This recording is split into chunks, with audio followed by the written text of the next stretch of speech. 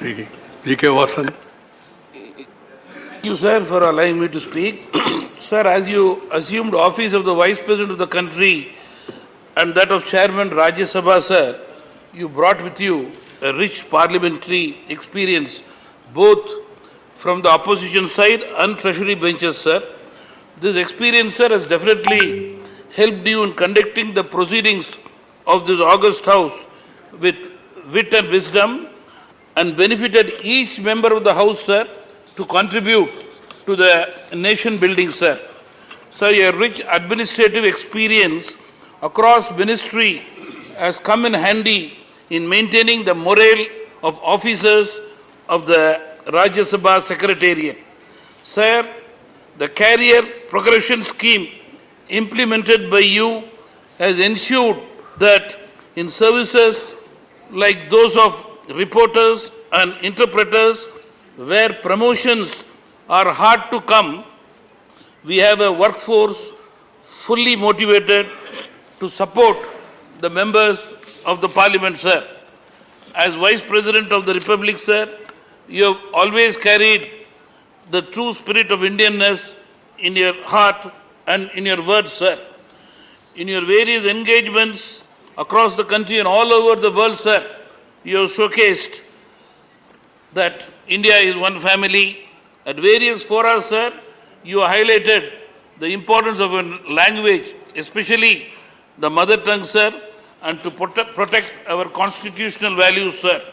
Sir, your hard work, concern for the nation, your dedication, sir, we all know you are an inspiration for people from different walks of life. I am sure, sir, with your vast experience in public life, you will continue to guide the younger generations through your writings and public interactions, sir. On behalf of Tamil Nadu, sir, you have a special concern, sir. I say, not Vanga, poitu Vanga. That is always our culture, sir. Thank you, sir. Andre, vanakkam. Jose K. Mani. Sir, today I stand before the House to express my immense gratitude towards you for the inclusive and inspiring leadership you have exhibited as a chairman of Rajya Sabha. I consider it as my honor to have worked under your chairmanship, witnessing your passionate effort in strengthening the parliamentary democracy in our country.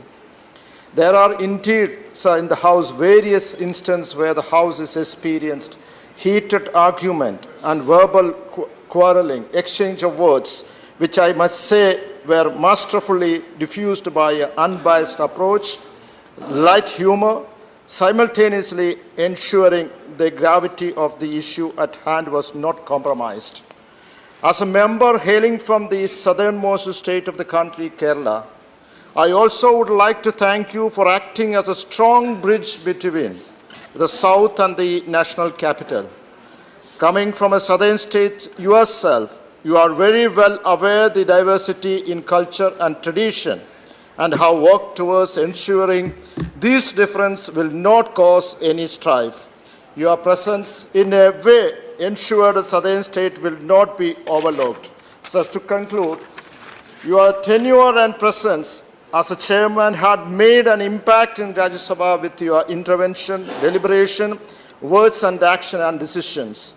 As days and as weeks and months and years go by, always your name will be remembered every nook and corner of this august house. Sir, adieu and all the best to you from my party, Kerala Congress, in your future endeavor. Thank you, sir. Thank you, Jose Mani. Ajit Kumar Bhuyan. Ajit Kumar. Thank you, Chairman, sir.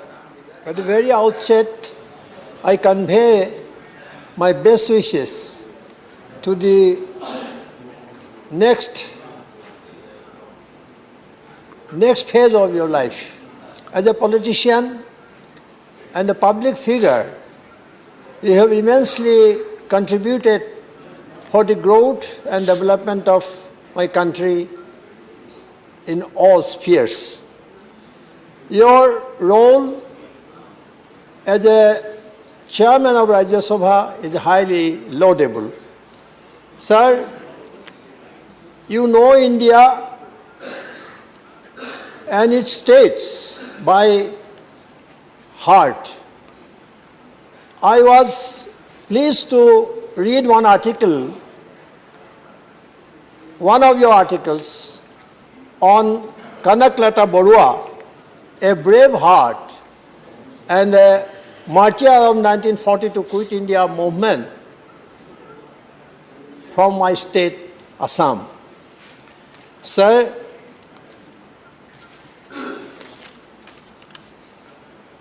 I humbly offer from you in political views and principles. I humbly differ from you in political and ideas and principles, but I am touched by your advocacy for mother tongue, for local languages.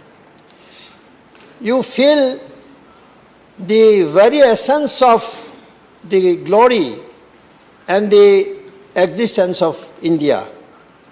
Your advocacy for mother tongue inspired me to deliver a speech in Assamese in Rajya Sabha. Could not do it once in your tenure. Sir,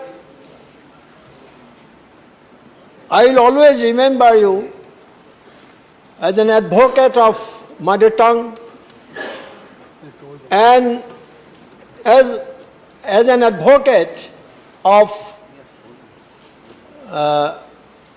multilinguistic and multicultural diversity of India. Sir, you are an advocate of mother tongue, I have already said, and for that I will always remember you with these words. On behalf of people of Assam, I wish good health and long life. Thank you. Thank you, Professor Manoj Kumar Jha. शुक्रिया sir. संभवतः आज मैं आखिरी बार आपके लिए इस संबोधन का इस्तेमाल कर रहा हूं, माननीय सभापति महोदय। अगर कल हाउस चलेगा परसों तब भी मैं नहीं होऊंगा, इसलिए मैं ये बात कह रहा हूं। मेरे से पहले से वक्ताओं ने सर आपके जीवन संघर्ष, आपकी उपलब्धियों के बारे में बहुत चर्चा की है। मैं उनसे बेहतर नहीं कर सकता, अतः मैं उस पृष्ठभूमि को, उस पन्ने को किनारे रखता हूं। सर, आपके समक्ष पहले भी कहा है कि अलविदा का क्षण, विदाई का क्षण, फेयरवेल का क्षण बहुत आसान नहीं होता है किसी के लिए। कल को कोई और वहां बैठेंगे, आई बॉल्स को भी एडजस्ट होने में वक्त लगता है, व्यक्ति को सामंजस्य बिठाने में वक्त लगता है, तो वो दिक्कत परेशानियां होंगी, वो अपनी जगह है। सर मैं 3 अप्रैल 2018 को इस सदन में आया। आपने मुझे सबसे पहले वक्त की कीमत बताई। 3 मिनट का वक्त होता था, तभी हम 4 सदस्य थे। आप कहते थे your time is up. Sir, आपका ये प्रभाव मुझ पर पड़ गया है कि अब मैं 50 मिनट की क्लास के लिए जाता हूं यूनिवर्सिटी में, तो 3 से 5 मिनट के बाद देखता हूं कि कहीं आप ये ना कह बैठे योर टाइम इज अप। ये सचमुच आपने कर दिया है मेरे साथ सर। वो 3 मिनट 5 मिनट का टेम्पलेट सा बन गया है अंदर आपकी वजह से सर। और एक चीज और भी आप कहते थे, इसके आगे कुछ रिकॉर्ड पे नहीं जा रहा, तो वो भी दिमाग में होता है कि अब आगे रिकॉर्ड पे ही नहीं जा रहा। सर, मैं इस अवसर पर एक कविता जो अशोक वाजपेयी ने विदा नाम से लिखी थी, मैं आपके समक्ष आपके लिए पढ़ना चाहता हूं। तुम चले जाओगे पर थोड़ा सा यहां भी रह जाओगे, जैसे रह जाती है पहली बारिश के बाद हवा में धरती की सोंधी सी गंध, भोर के उजास में थोड़ा सा चंद्रमा, खंडहर ओरे मंदिर में अनसुनी प्राचीन नुपुरों की झंकार। तुम चले जाओगे पर थोड़ी सी हंसी, वो आपका ट्रेडमार्क, थोड़ी सी हंसी, आंखों की थोड़ी सी चमक, हाथ की बनी थोड़ी सी कॉफी जो अक्सर अंदर मिला करती थी, यहीं रह जाएंगे प्रेम के इस सुनसान में। तुम चले जाओगे पर मेरे पास रह जाएगी प्रार्थना की तरह पवित्र और अदम्य तुम्हारी उपस्थिति, छंद की तरह गूंजता तुम्हारे पास होने का एहसास। तुम चले जाओगे थोड़ा सा यहीं रह जाओगे।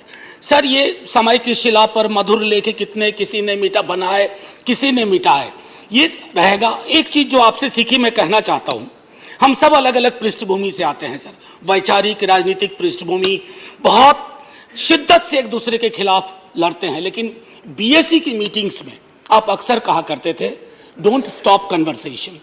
मुझे अपील करनी है आज की इस ओकेजन पे कि संवाद की ये परिपाटी खत्म ना होनी चाहिए, और कभी सर डाइनिंग टेबल पर बैठ के ये मत कह दीजिएगा the house is adjourn to meet at 12 PM। Thank you so much sir, जय हिंद। श्री विक्रमजीत सिंह। झा साहब ने अभी कहा कि वो आखिरी बार बोल रहे थे, लेकिन ये भी एक कथारसिस है कि मैं पहली बार बोल रहा हूँ।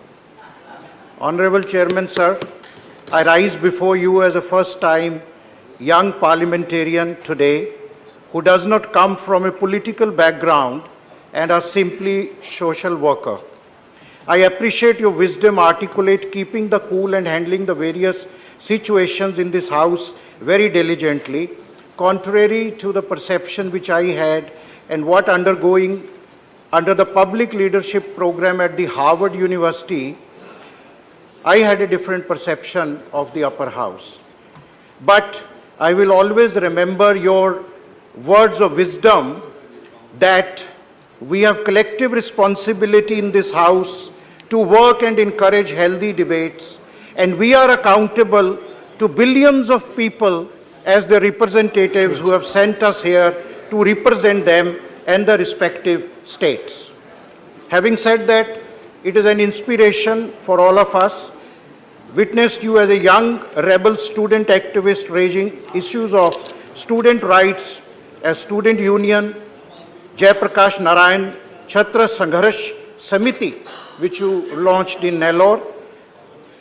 Your leadership in Jai Andhra movement at a very young age, I think it is a befitting, sir, for you to have an autobiography for the benefit of the younger generation to defend the democracy of this great nation. You spent so much difficult nights in the emergency.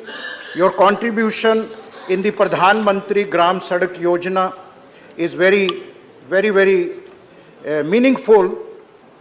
And sir, many of us will not know that, Honorable Chairman, you founded a social service organization called Swarna Bharat in your hometown at Nellore, which runs a school for poor, orphaned and special needs and self-employment. This shows your empathy and humanness. I would convey my support to this noble cause, and I'm indebted to you. It was in your hands few days back that I committed my entire salary and perks for the education of poor children. I would only conclude at the end by saying that you are leaving behind a legacy of retired but not tired, as Honorable Pradhan Mantri ji ne kaha. You are leaving behind a legacy. Your tenure have many interesting anecdotes. You retire from this house with great memories. And at the end, I would say that this couplet is very synonymous to your personality. खुदी को कर बुलंद इतना, खुदी को कर बुलंद इतना कि हर तदबीर से पहले खुदा बंदे से खुद पूछे कि तेरी रजा क्या है। जय Hind. Thank you, Jai Hind. Vikas Ranjan Bhattacharya, CPM. I stand here to bid you farewell, sir. But at the moment, I just recollect the day when I entered in this house for taking oath in the bad days of COVID period. In that day, one particular incident which struck me so well. Many members, while taking oath, I took my oath in my mother tongue Bangla. Someone had chanted something which really hits the basic concept of Indian secularism, and I was very happy and proud to say that I found yourself immediately reacted and said that this sort of slogan should not be raised in the House.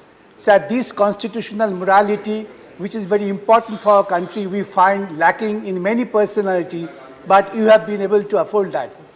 So another thing which really impressed me, I think impressed everybody, that your concept of plurality, when there has been an attempt to say that we have a singular attitude. There you have impressed upon us with your sense of plurality. That's the personality which has impressed me. Another one which struck me, that's your humor, the sense of humor. I was just wondering, this sense of humor, then I recollect George Bernard Shaw said, a person without humor is a person without education. Therefore, that basic education of yours really enlightened us to confirm our faith in Indian secularism, constitutional morality and plurality. These are the very important things we have learned from you.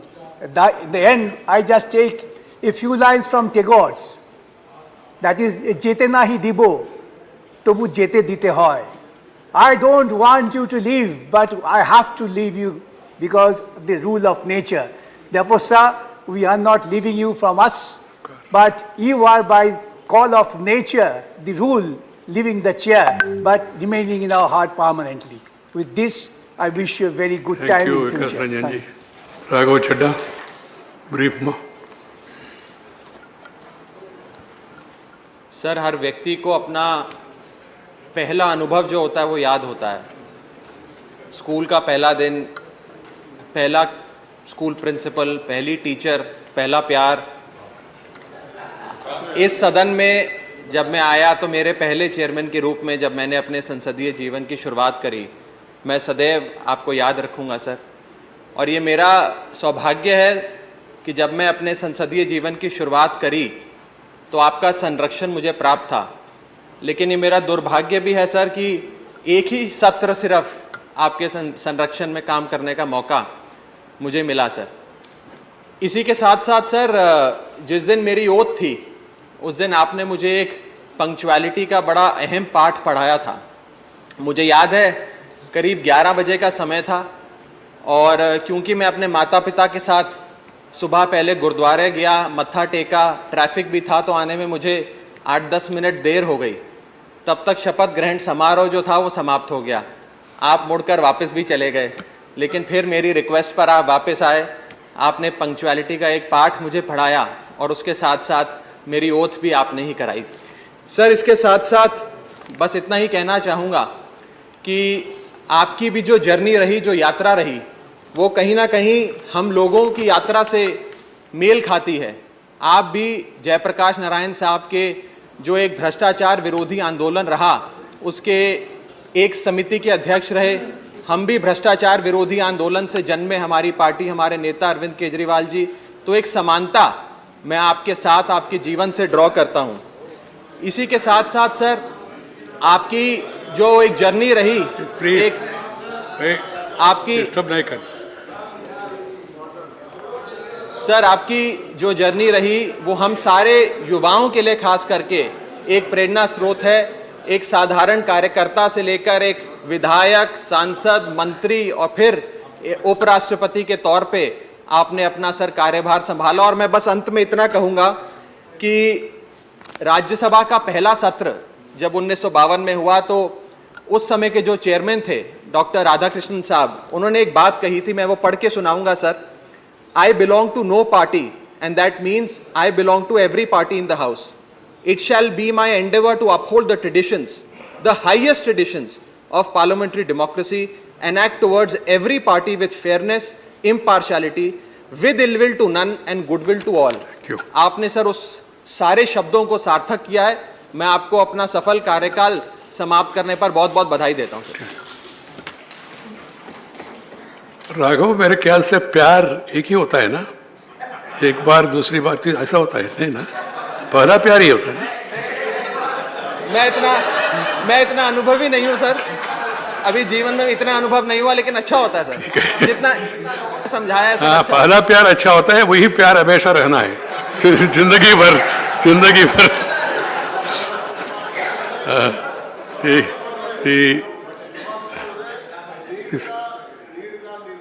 फिर नेह का आह्वान फिर बार बार होता है. Thank you. इसकी PT Usha change.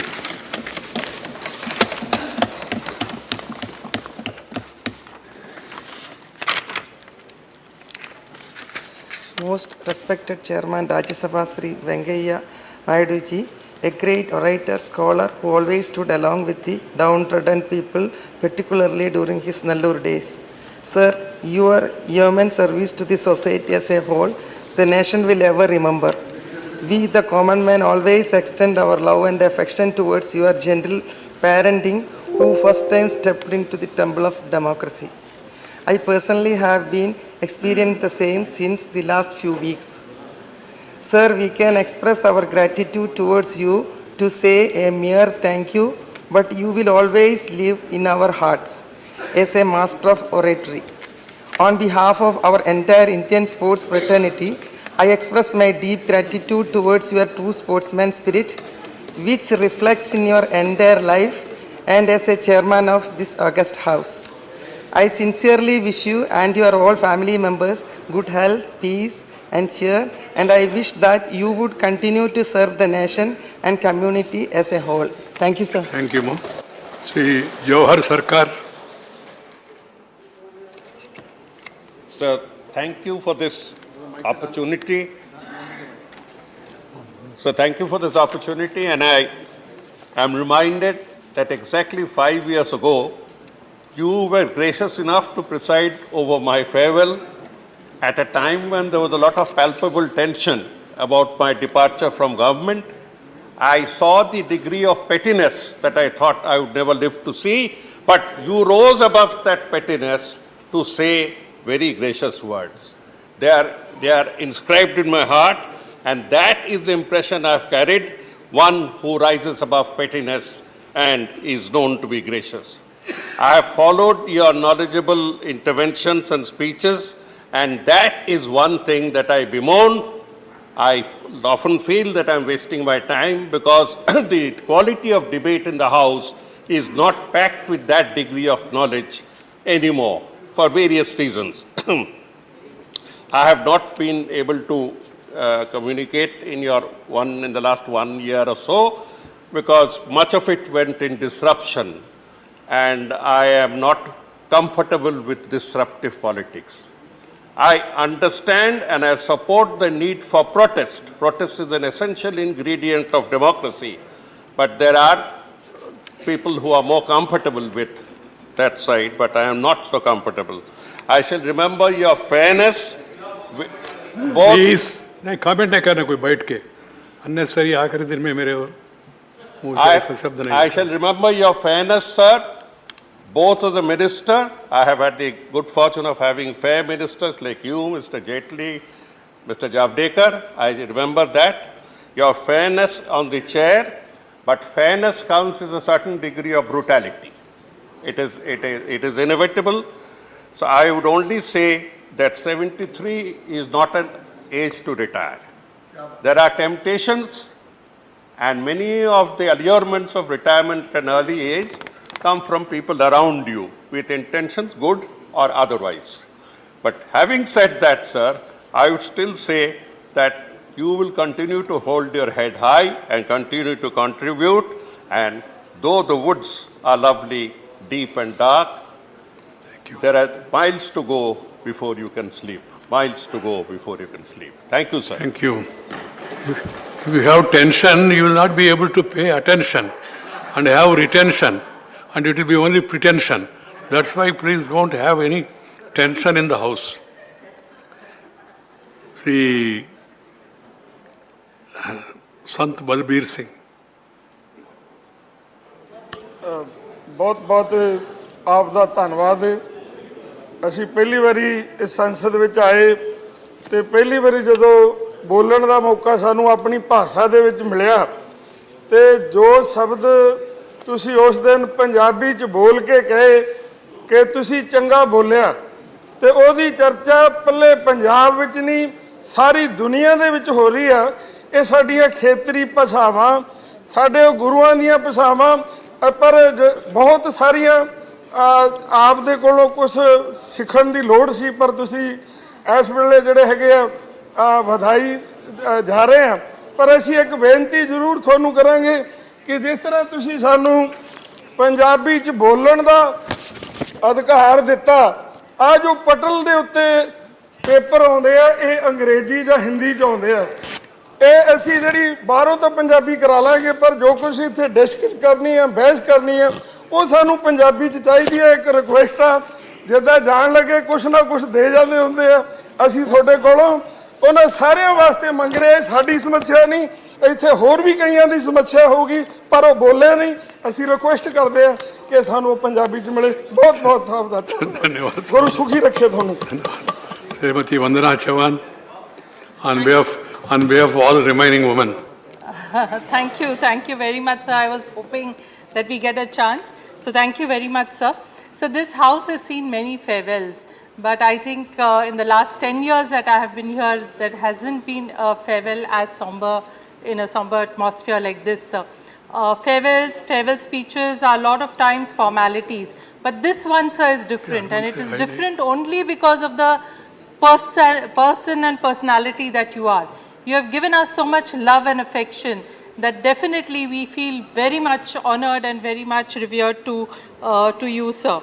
Sir, you have been a disciplinarian. You have been very strict. Sometimes you reminded us of the headmaster in school. But you know, sir, the strictest teacher is the most loved. So similarly, sir, even though you were strict with us, you tried to imbibe discipline in us. You are the most loved up to now, sir. You have been witty with your repartees. You have been witty with the kind of rhymes in your sentences which you just exhibited, sir. You have been extremely passionate, and that is what made you very, very different. Sir, encouraging members to speak in their mother tongue, encouraging members, in fact, pushing them to attend committee meetings, which sometimes we would slip. Sir, your passion was seen even when one of my colleagues, Vijala Satyanarayan, spoke about child pornography in her 0 hour, and there you immediately put an ad hoc committee in place under the chairmanship of Dr. Sri Jairam Rameshji, and you had it sorted out. So this is the kind of passion. Even when important issues were being spoken about, sir, your voice itself vibrated, your voice itself showed that you were very concerned about that issue. Sir, you have been gracious. A lot of people have said you've been a wonderful host. Not only you, sir, but your entire family, your dear wife and entire family has been a wonderful host whenever we came to your place. Sir, I had the opportunity, the honor of inviting you for 2 functions. One was in Pune for the prestigious Punya Bhushan Puraskar. Second was here in the Parliament Annexi when some of us parliamentarians who form a group on children invited you to have a dialogue with the children. And I saw, sir, not just inside the house, but even outside in the Parliament, wherever you went, you attracted a lot of fan following, and that makes you different, sir. Sir, I also remember that during COVID times, Pune was doing very badly. Sir, I can never forget that you called me up to ask my own welfare, my family's welfare, and the welfare of the Punekars. So I have never experienced I have never had an experience earlier like this. Even lately, sir, when my name was not included in the 6-member panel, you were gracious to call me up and say and talk about your predicament. But thank you, sir. You've been great to us. You've been a wonderful fatherly figure. You have been like an elder brother to all of us sisters, especially. I wish you good health, sir, and I wish you the best for the new innings you're coming for. Thank you, sir. Thank you, Vandanaji. Sri P. Wilson. Thank you, Chairman, sir. Sir, I am a new entrant to politics. When I came here, I was a senior advocate practicing in High Court and Supreme Court. But when I saw you, I feel that you have all the good qualities of a judge, good qualities of fairness. You allow equal opportunity, and you used to remind them that we have to do something to the people and people are watching us. Sir, we really feel that after seeing you, that all politicians should, train themselves as to how they have to behave inside this house, big house, August House. Sir, every time I see, sir, your endeavor is to uphold the dignity and the honor of this house. And in fact, sir, you have guided us at many occasions as to how we have to present ourselves when we speak on a bill, when we speak even in a 0 hour, even in great matters relating to touching upon the nation. Sir, in fact, Sir, one thing is very common to us, sir. I come from Tamil Nadu, and sir, your second home state is Tamil Nadu. Sir, I feel that you are very close to the hearts of people in Tamil Nadu, and I pray that, sir, you should settle in our home state, sir. That is what I feel, sir. Sir, another thing is, sir, you have touched our hearts, sir, and you have moved with a lot of love and affection. Sir, every birthday I receive a call from you and you wish us, sir. Sir, we have never seen a leader like you, sir. We have never seen a chairman like you, sir. We are really moved by your good things, sir. In fact, I would only say that, sir, all of us has to carry forward, sir, whatever you have preached to us, whatever you have taught to us, and certainly, sir, we will take it forward. And, sir, I wanted to say, sir, as my earlier speaker told, that we are going to miss you, sir. And I don't know whether anyone will occupy your place, sir. Thank you very much, sir. Thank you. Sri Purushottam Rupada.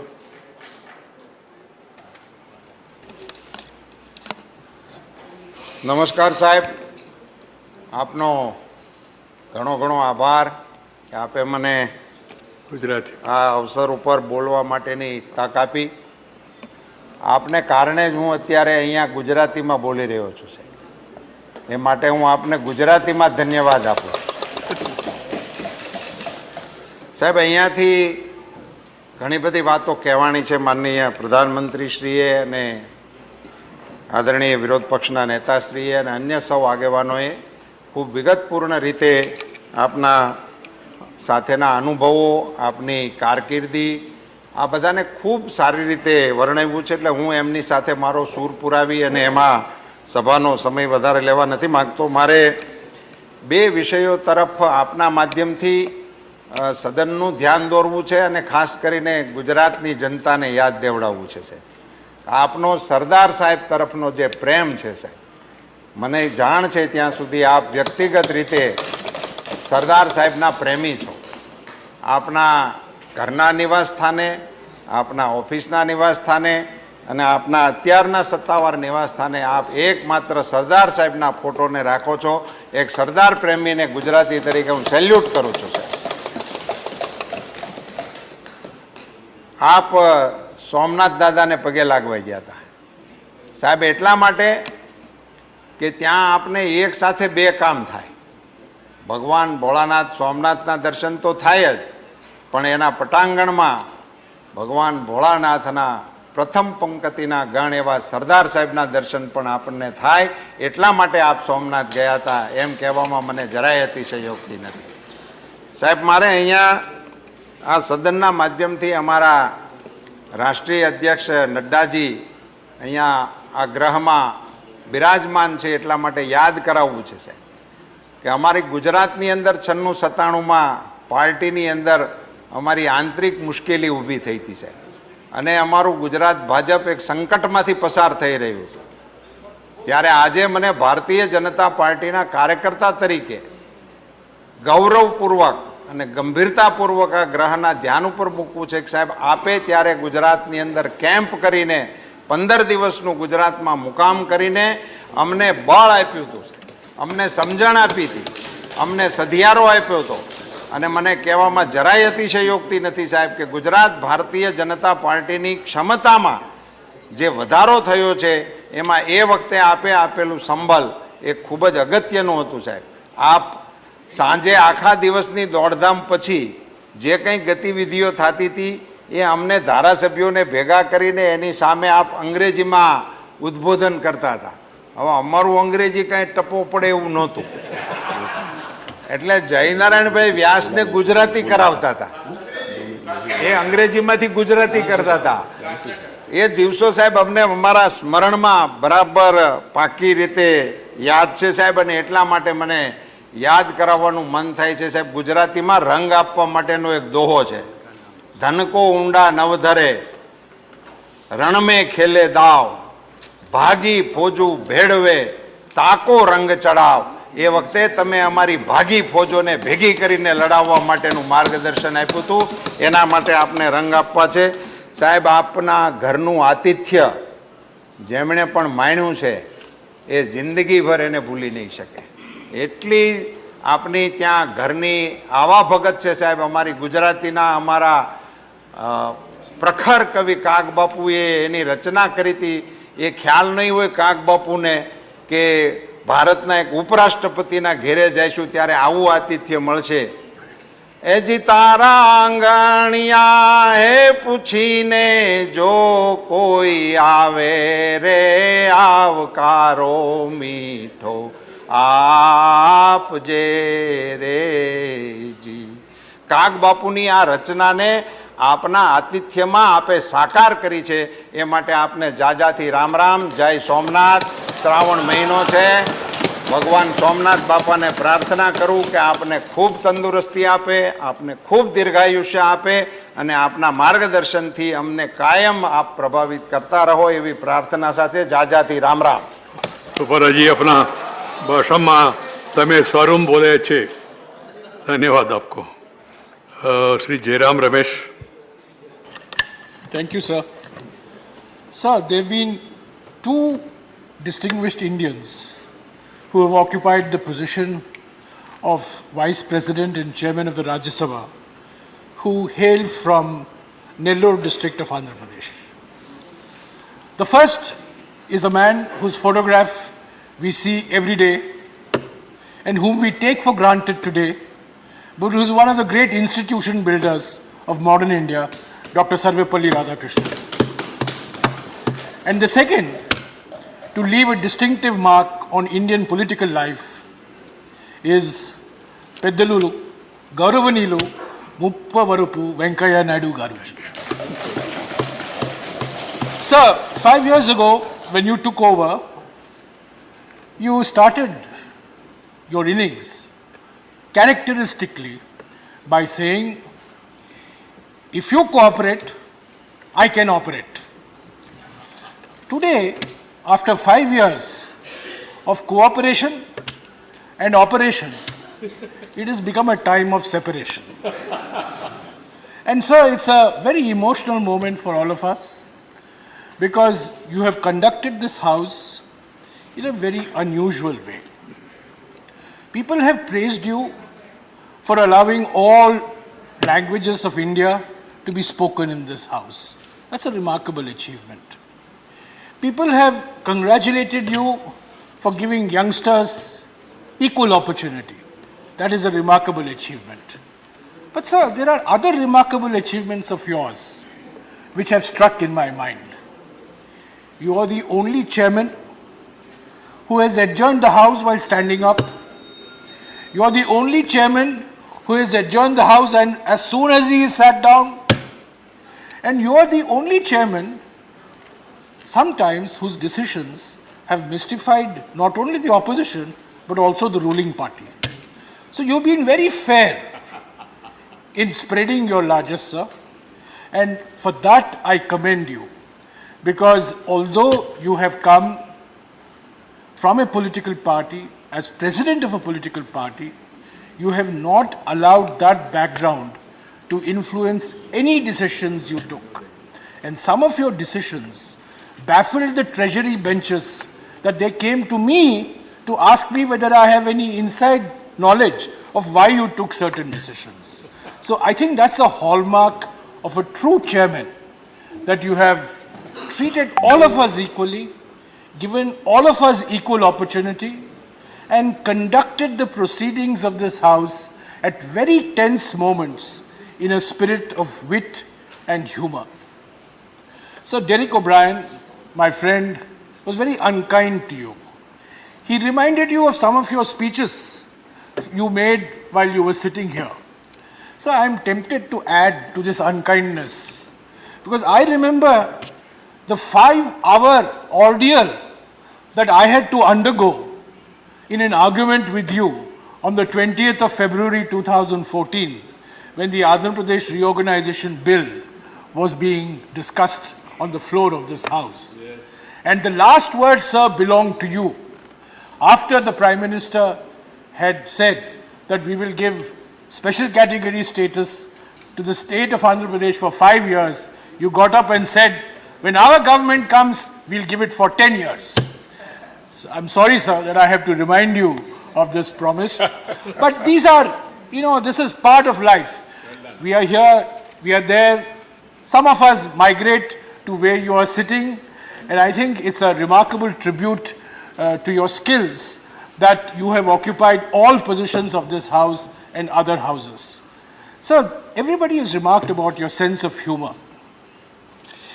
I know many people with a sense of humor, but their sense of humor is directed at somebody else. You're one of the very few I know who directs his sense of humor at himself. I remember, sir, after 3 terms in the Rajya Sabha in Karnataka, I had a conversation with you. And I said to you, sir, why aren't you coming back for the 4th term from Karnataka? I went to Bangalore and I saw people shouting, Venkaya Sakaya, which means enough of Venkaya. And you said to me immediately, no, it is Venkaya Bekaya, which means we want Venkaya. And very soon, sir, you came back to this house from Rajasthan.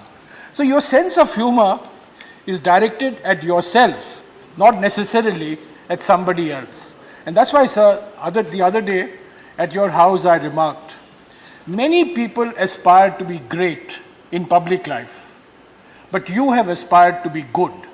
And you will be remembered long after the great men have been forgotten, because you are a good man, because you've been a kind man, you've been a large-hearted man.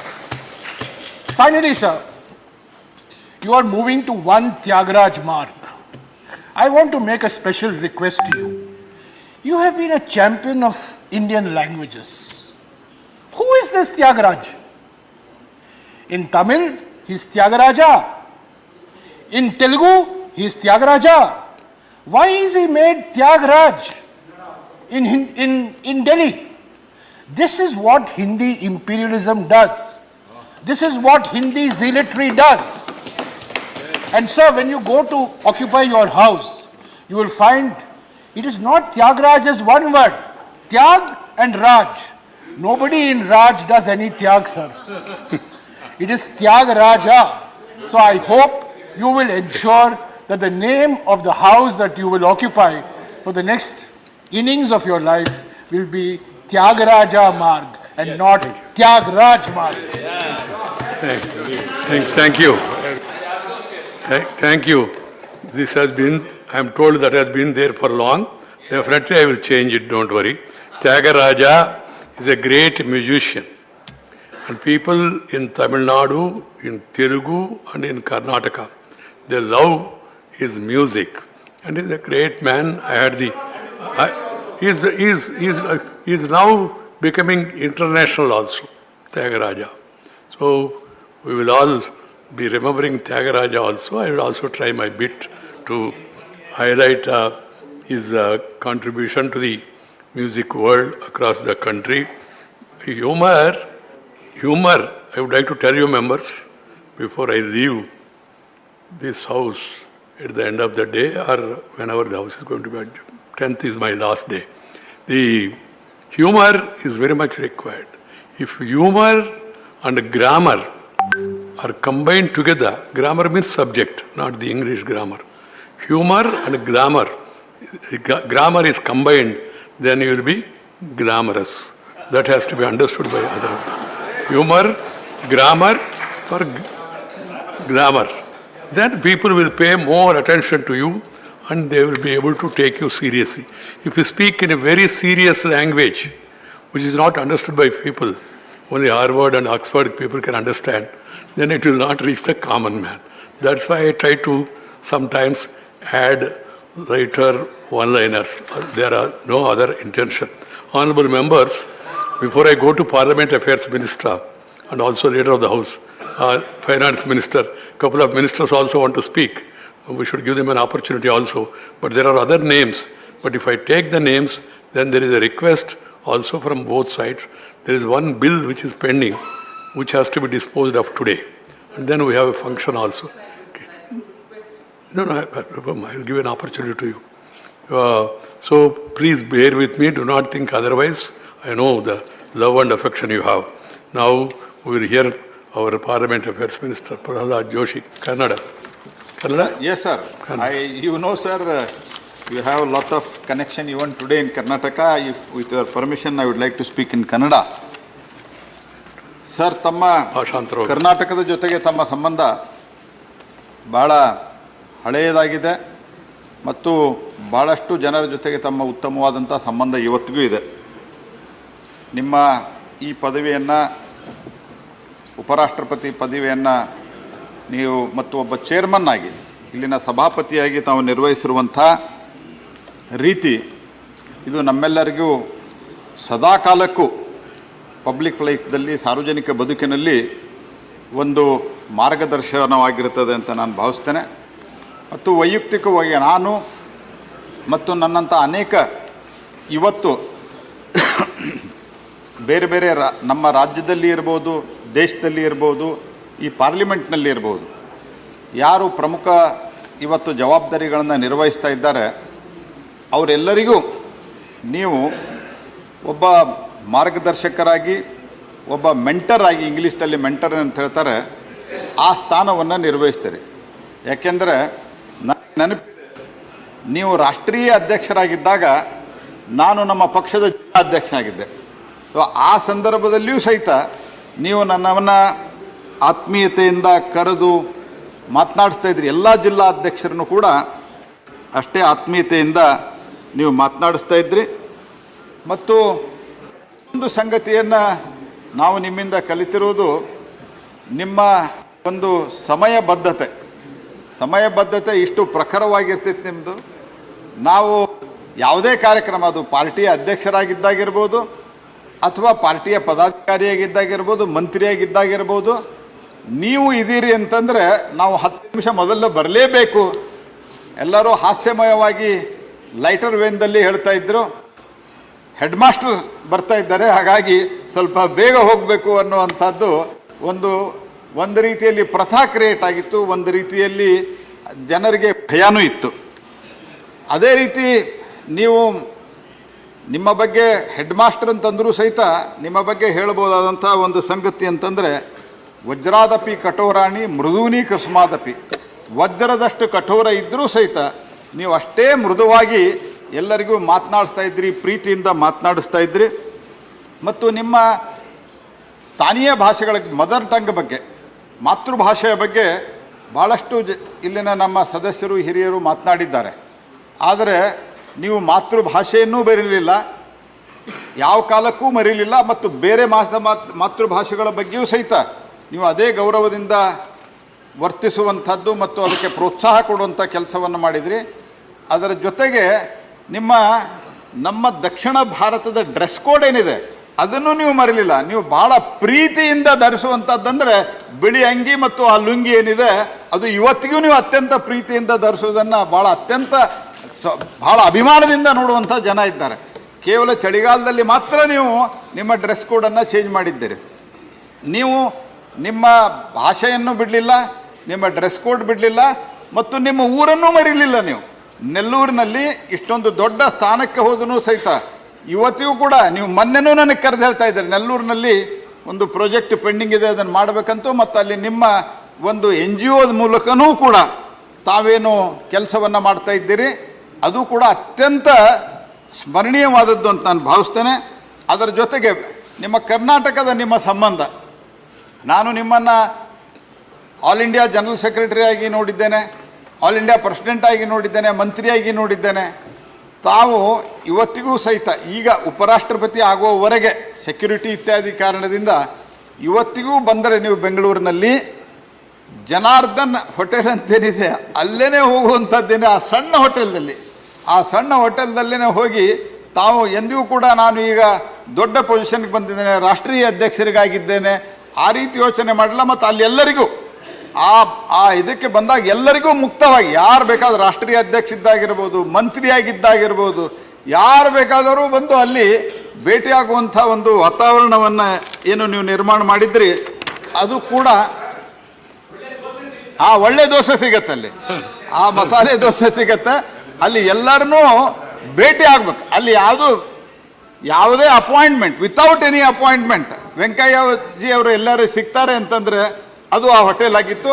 ಅವರು ಎಂಥ ಅಷ್ಟು ದೊಡ್ಡ ಸ್ಥಾನಕ್ಕೆ all India president ಆದಾಗೂ ಸಹಿತ ಅಲ್ಲೇ ಬಂದು ಕೂತು ಎಲ್ಲರನ್ನೂ ಭೇಟಿ ಮಾಡ್ತಾ ಇದ್ರು. ಅದೊಂದು ದೊಡ್ಡ ಹಾಲ್ ಇತ್ತು, ಅಲ್ಲಿ ಎಲ್ಲರನ್ನೂ ಬಂದು ಭೇಟಿ ಮಾಡುವಂಥದ್ದು ಅವರ ಒಂದು ಭಾಳ ಸರಳ ಸ್ವಭಾವಕ್ಕೆ ಹಿಡಿದ ಕೈಗನ್ನಡಿ ಅಂತ ಭಾವಿಸ್ತೇನೆ. ಮತ್ತು ಇನ್ನೊಂದು ನನಗೆ ನೆನಪಿರೋದು, ರಾಷ್ಟ್ರೀಯ ಅಧ್ಯಕ್ಷರು ಆದಾಗ ಕೂಡ ತಾವು ದೊಡ್ಡದಾದಂಥ ಮಂತ್ರಿ ಪದವಿಯನ್ನು ಬಿಟ್ಟು ರಾಷ್ಟ್ರೀಯ ಅಧ್ಯಕ್ಷರಾದದ್ದು ಬಹುಶಃ ನಾನು ಅದನ್ನು ಎಂದಿಗೂ ಕೂಡ ಮರ್ತಿಲ್ಲ. ಅವತ್ತಿಗೂ ಕೂಡ ನಾವು ಇದನ್ನು ಯಾರೂ ಭಾವಿಸಿರಲಿಲ್ಲ ಆ ರೀತಿ ಆಗತ್ತೆ ಅಂತ. ಅದೇ ರೀತಿ ಭಾರತದ ಏಕೀಕರಣ ಮತ್ತು ವಲ್ಲಭಭಾಯಿ ಪಟೇಲ್ರ ಬಗ್ಗೆ ತಮಗಿರುವಂಥ ಅಪಾರವಾದಂಥ ಜ್ಞಾನ ಇದೆ. ಅದು ಕೂಡ ಇವತ್ತು ನಮ್ಮ ಇದರಿಗೆ ನೀವು ಅನೇಕ ಬಾರಿ ಆ ವಿಷಯಗಳ ಬಗ್ಗೆ ಇಟ್ಟಿದ್ದೀರಿ ಮತ್ತು ನೀವು ಅದರ ಬಗ್ಗೆ ಲೇಖನವನ್ನು ಬರೆದಿದ್ದೀರಿ. ಅದರ ಜೊತೆಗೆ ಭಾಳಷ್ಟು ಸಂದರ್ಭದಲ್ಲಿ ನೀವೇನು ಭಾಳ ಅತ್ಯಂತ ವೇಗವಾಗಿ ಮತ್ತು ಪ್ರಾಸಬದ್ಧವಾಗಿ ಮಾತನಾಡ್ತಾ ಇದ್ರಿ. ಅನೇಕ ಸರ್ತೆ ನಾನು ಕೂಡ ನಿಮ್ಮ ಭಾಷಣವನ್ನು ಕನ್ನಡದಲ್ಲಿ ಟ್ರಾನ್ಸ್ಲೇಷನ್ ಮಾಡ್ತಾ ಇದ್ದೆ, ಅನೇಕ ಪ್ರಮುಖರು ಮಾಡ್ತಾಯಿದ್ರು. ಆದರೆ ಆ ಟ್ರಾನ್ಸ್ಲೇಷನ್ ಭಾಷಾಂತರ ಮಾಡೋದು ಇಷ್ಟು ಕಷ್ಟ ಆಗ್ತಾಯಿತ್ತು, ಅಷ್ಟು ಫಾಸ್ಟಾಗಿ ಹೇಳ್ತಾ ಇದ್ರಿ. ಮತ್ತು ನಿಮ್ಮ ಮಾತನ್ನು ಅದೇ ಭಾಷೆಯಲ್ಲಿ ಮಾತನಾಡಿದರೂ ಸಹಿತ ನಿಮ್ಮ ಭಾಷೆ ಅರ್ಥ ಆಗ್ತಾಯಿತ್ತು. ಆ ರೀತಿ ಒಂದು ಹಾಸ್ಯಮಯವಾಗಿ ನಿಮ್ಮ ಭಾಷಣದಲ್ಲಿ ಹಾಸ್ಯ ಮತ್ತು ಅಷ್ಟೇ ಗಂಭೀರವಾದಂಥ ವಿಷಯವನ್ನು ನೀವು ಒಟ್ಟಿಗೆ ಬೆರೆಸಿ ಅನೇಕ ಕಾರ್ಯಕರ್ತರಿಗೆ, ಅನೇಕ ಜನರಿಗೆ ನೀವು ಪ್ರೇರಣಾ ಶಕ್ತಿಯಾಗಿದ್ದೀರಿ.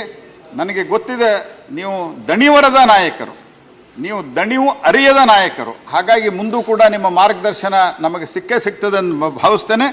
ಮತ್ತು ನೀವು ಈ ಪದವಿಯನ್ನು ಬಿಟ್ಟು ಹೊಸ ವಿಚಾರದಲ್ಲಿ ಹೊಸ ಒಂದು ಜೀವನವನ್ನು ಪ್ರಾರಂಭ ಮಾಡುವಂಥ ಸಂದರ್ಭದಲ್ಲಿ ಮುಂದೂ ಕೂಡ ಇಷ್ಟೇ ಚಟುವಟಿಕೆಯಿಂದ ನಮಗೆ ಸದಾಕಾಲಕ್ಕೂ ನೀವು ಮಾರ್ಗದರ್ಶನ ಮಾಡಬೇಕು ಅಂತ ಹೇಳಿ ನಾನು ನಿಮಗೆ ಶುಭ ಕೋರ್ತೇನೆ. ನಮಸ್ಕಾರ.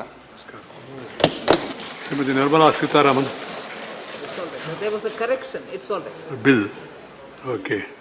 Then Deputy Chairman, बाद में Leader of the House and then.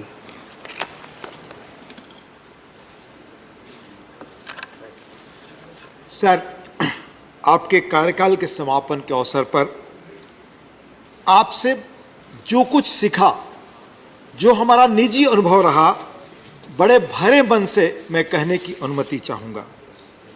आपकी जो पहली तस्वीर मेरे जेहन में, मेरी स्मृति में दर्ज है, मैं युवा विद्यार्थी था। जयप्रकाश जी के घर पर एवरी मैन मैगजीन में आपकी तस्वीर थी एक विशाल रैली के साथ, जिसमें आप जयप्रकाश जी का हाथ पकड़े हुए थे।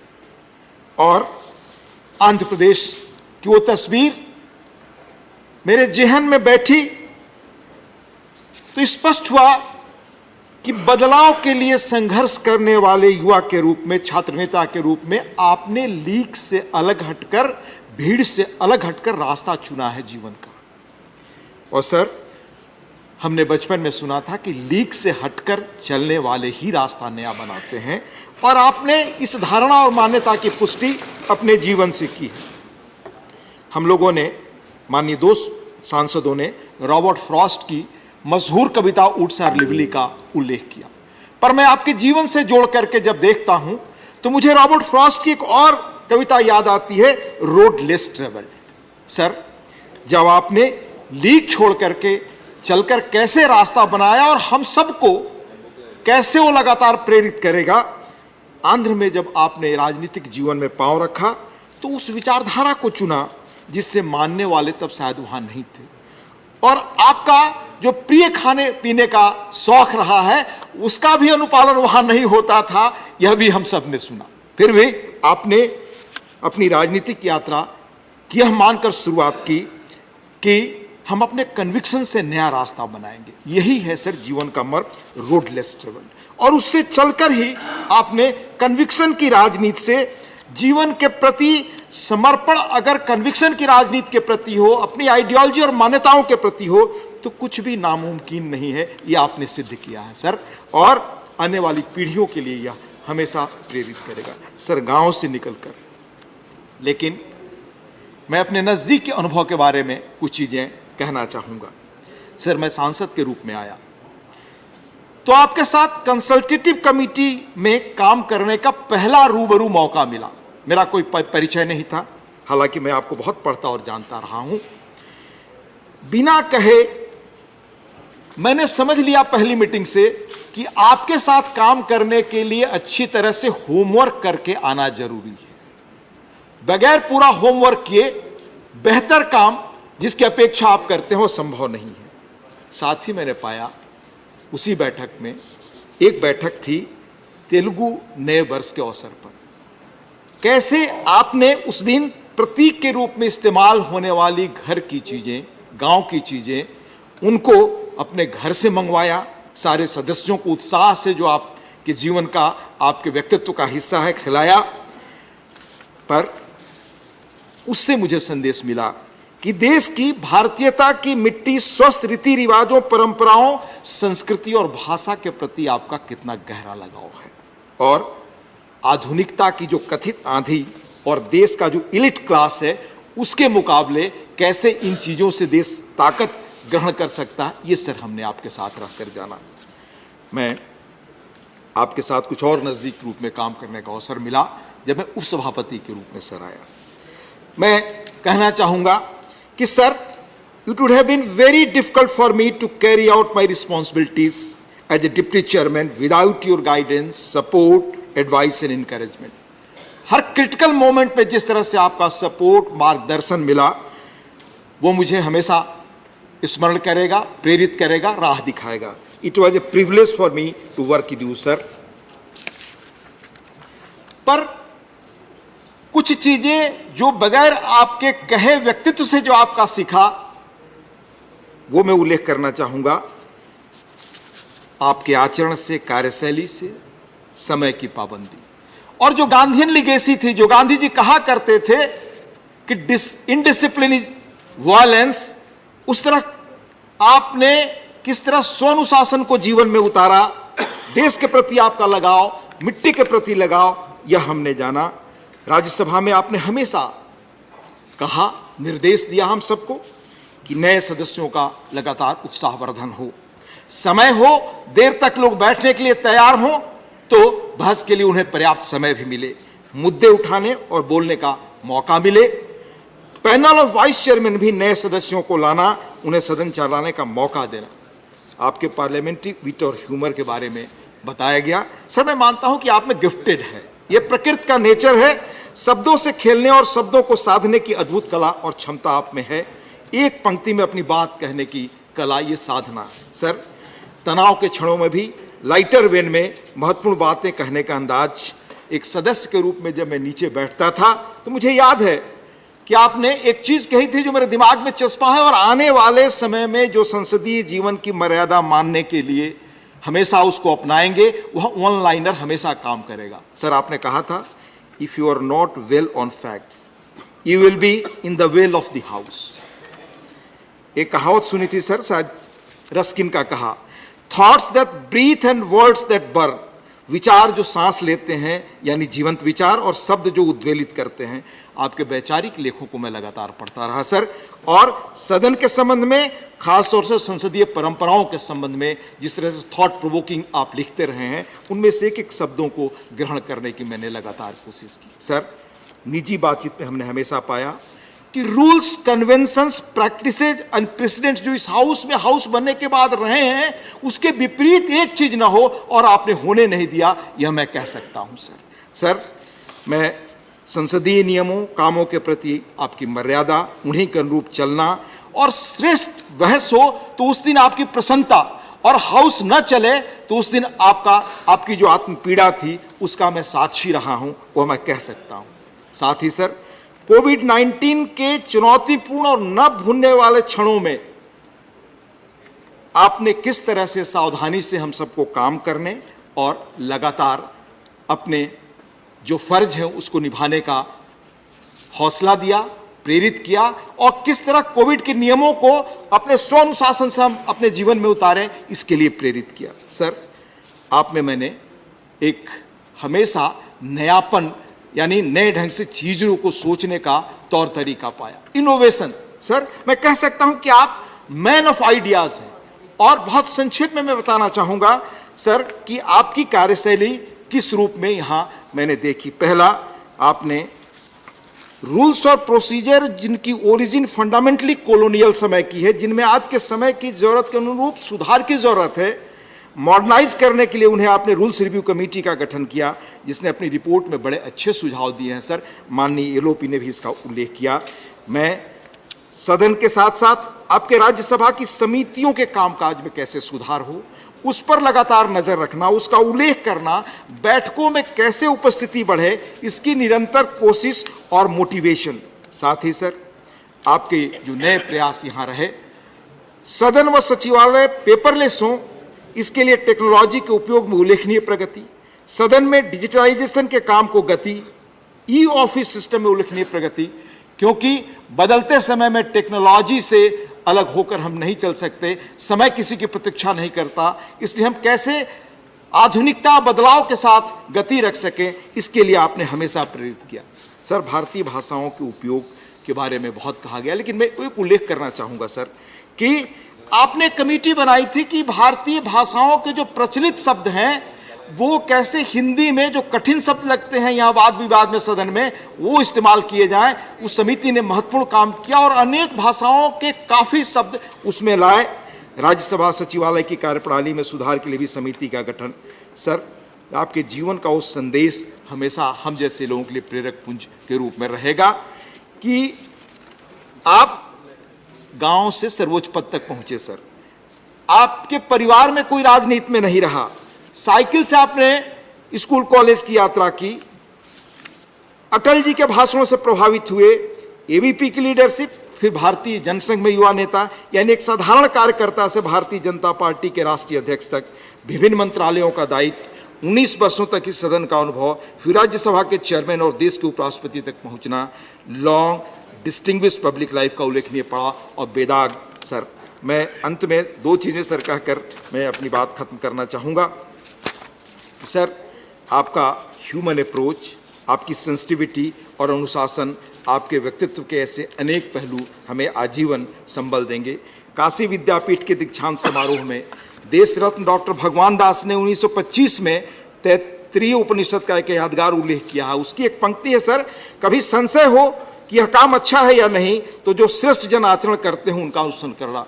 सर ऐसे घड़ी में जब भी आत्म जहां द्वंद्व हो उसमें आपके बताए रास्ते हमें रास्ता दिखाएंगे।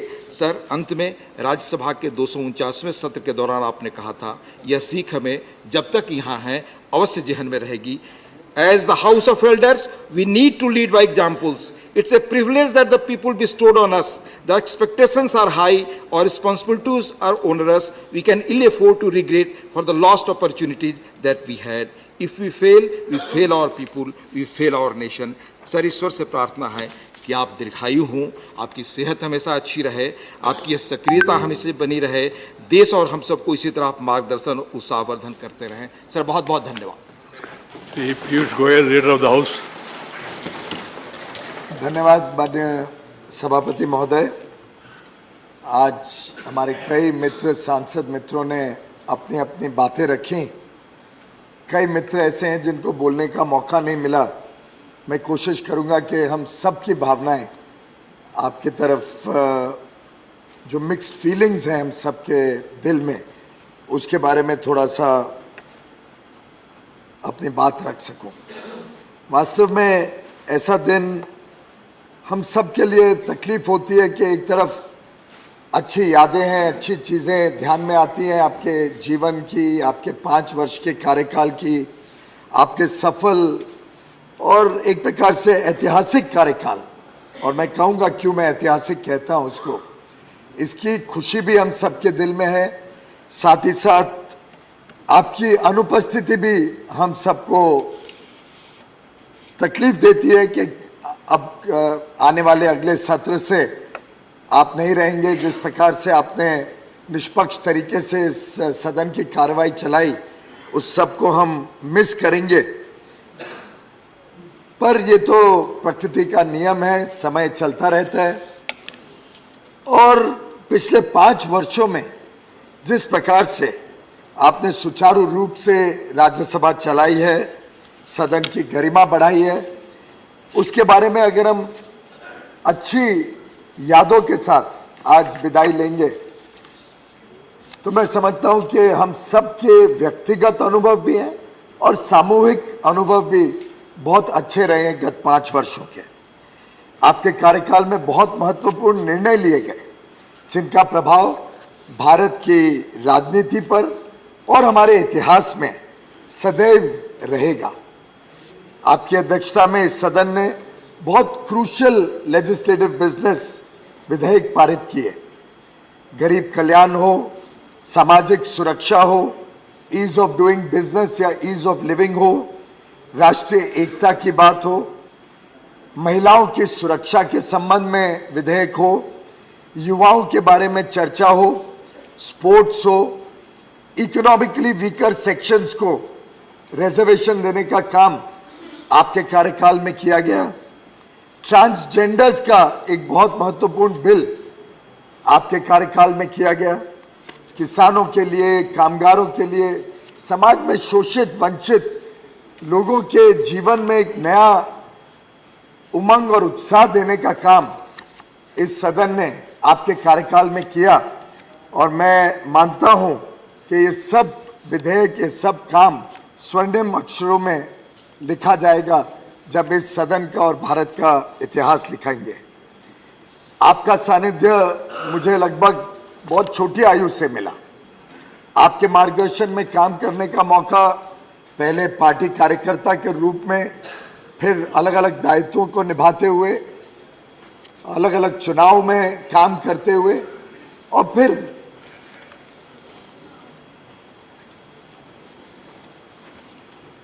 आपके साथ एक जूनियर मिनिस्टर के रूप में आपके मार्गदर्शन मिला। आपने बताया कैसे अलग अलग कामों में हमने काम करना है, कैसे माननीय प्रधानमंत्री नरेंद्र मोदी जी के विजन को आगे लेके जाना है, किस प्रकार से इस देश का भविष्य हम बनाना चाहते हैं, किस प्रकार से इस देश का भविष्य देखना चाहते हैं। उसमें आपने मुझे बहुत कुछ सिखाया, बहुत कुछ समझाया और समय समय पर मुझे आपके पास आने का मौका मिला, आपसे सीखने का मौका मिला। मुझे आज याद आता है कि 2010 में जब मैं पहली बार सांसद बना तब सेकंड लास्ट रो में ठीक सामने बैठता था और 3-4 दिन ही हुए थे सांसद बने जब मुझे प्रणब दा ने एक बिल इंट्रोड्यूस किया था एडा और सेबी के एक विवाद के बारे में और मुझे बोलने का आदेश हमारे पार्टी के विप से आया। तब थोड़ा नर्वस था, 4 ही दिन हुए थे पार्लियामेंट में, समय भी कम था तैयारी का।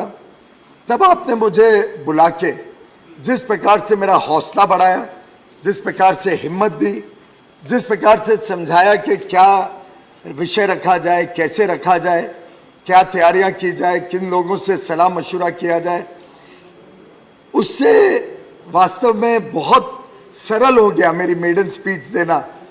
और आजकल तो मेडन स्पीच में भी समय की पाबंदी रहती है। मुझे ध्यान है उस समय पाबंदी ना होने के कारण मैं ऐसा प्रभावित हो गया विषय में, शायद 45 मिनट तक मेरी मेडन स्पीच चली। और एक प्रकार से जो हिचक रहती है एक नए सांसद की, वो हिचक दिल से निकल गई और आगे के लिए सांसद के रूप में काम करना सरल हो गया।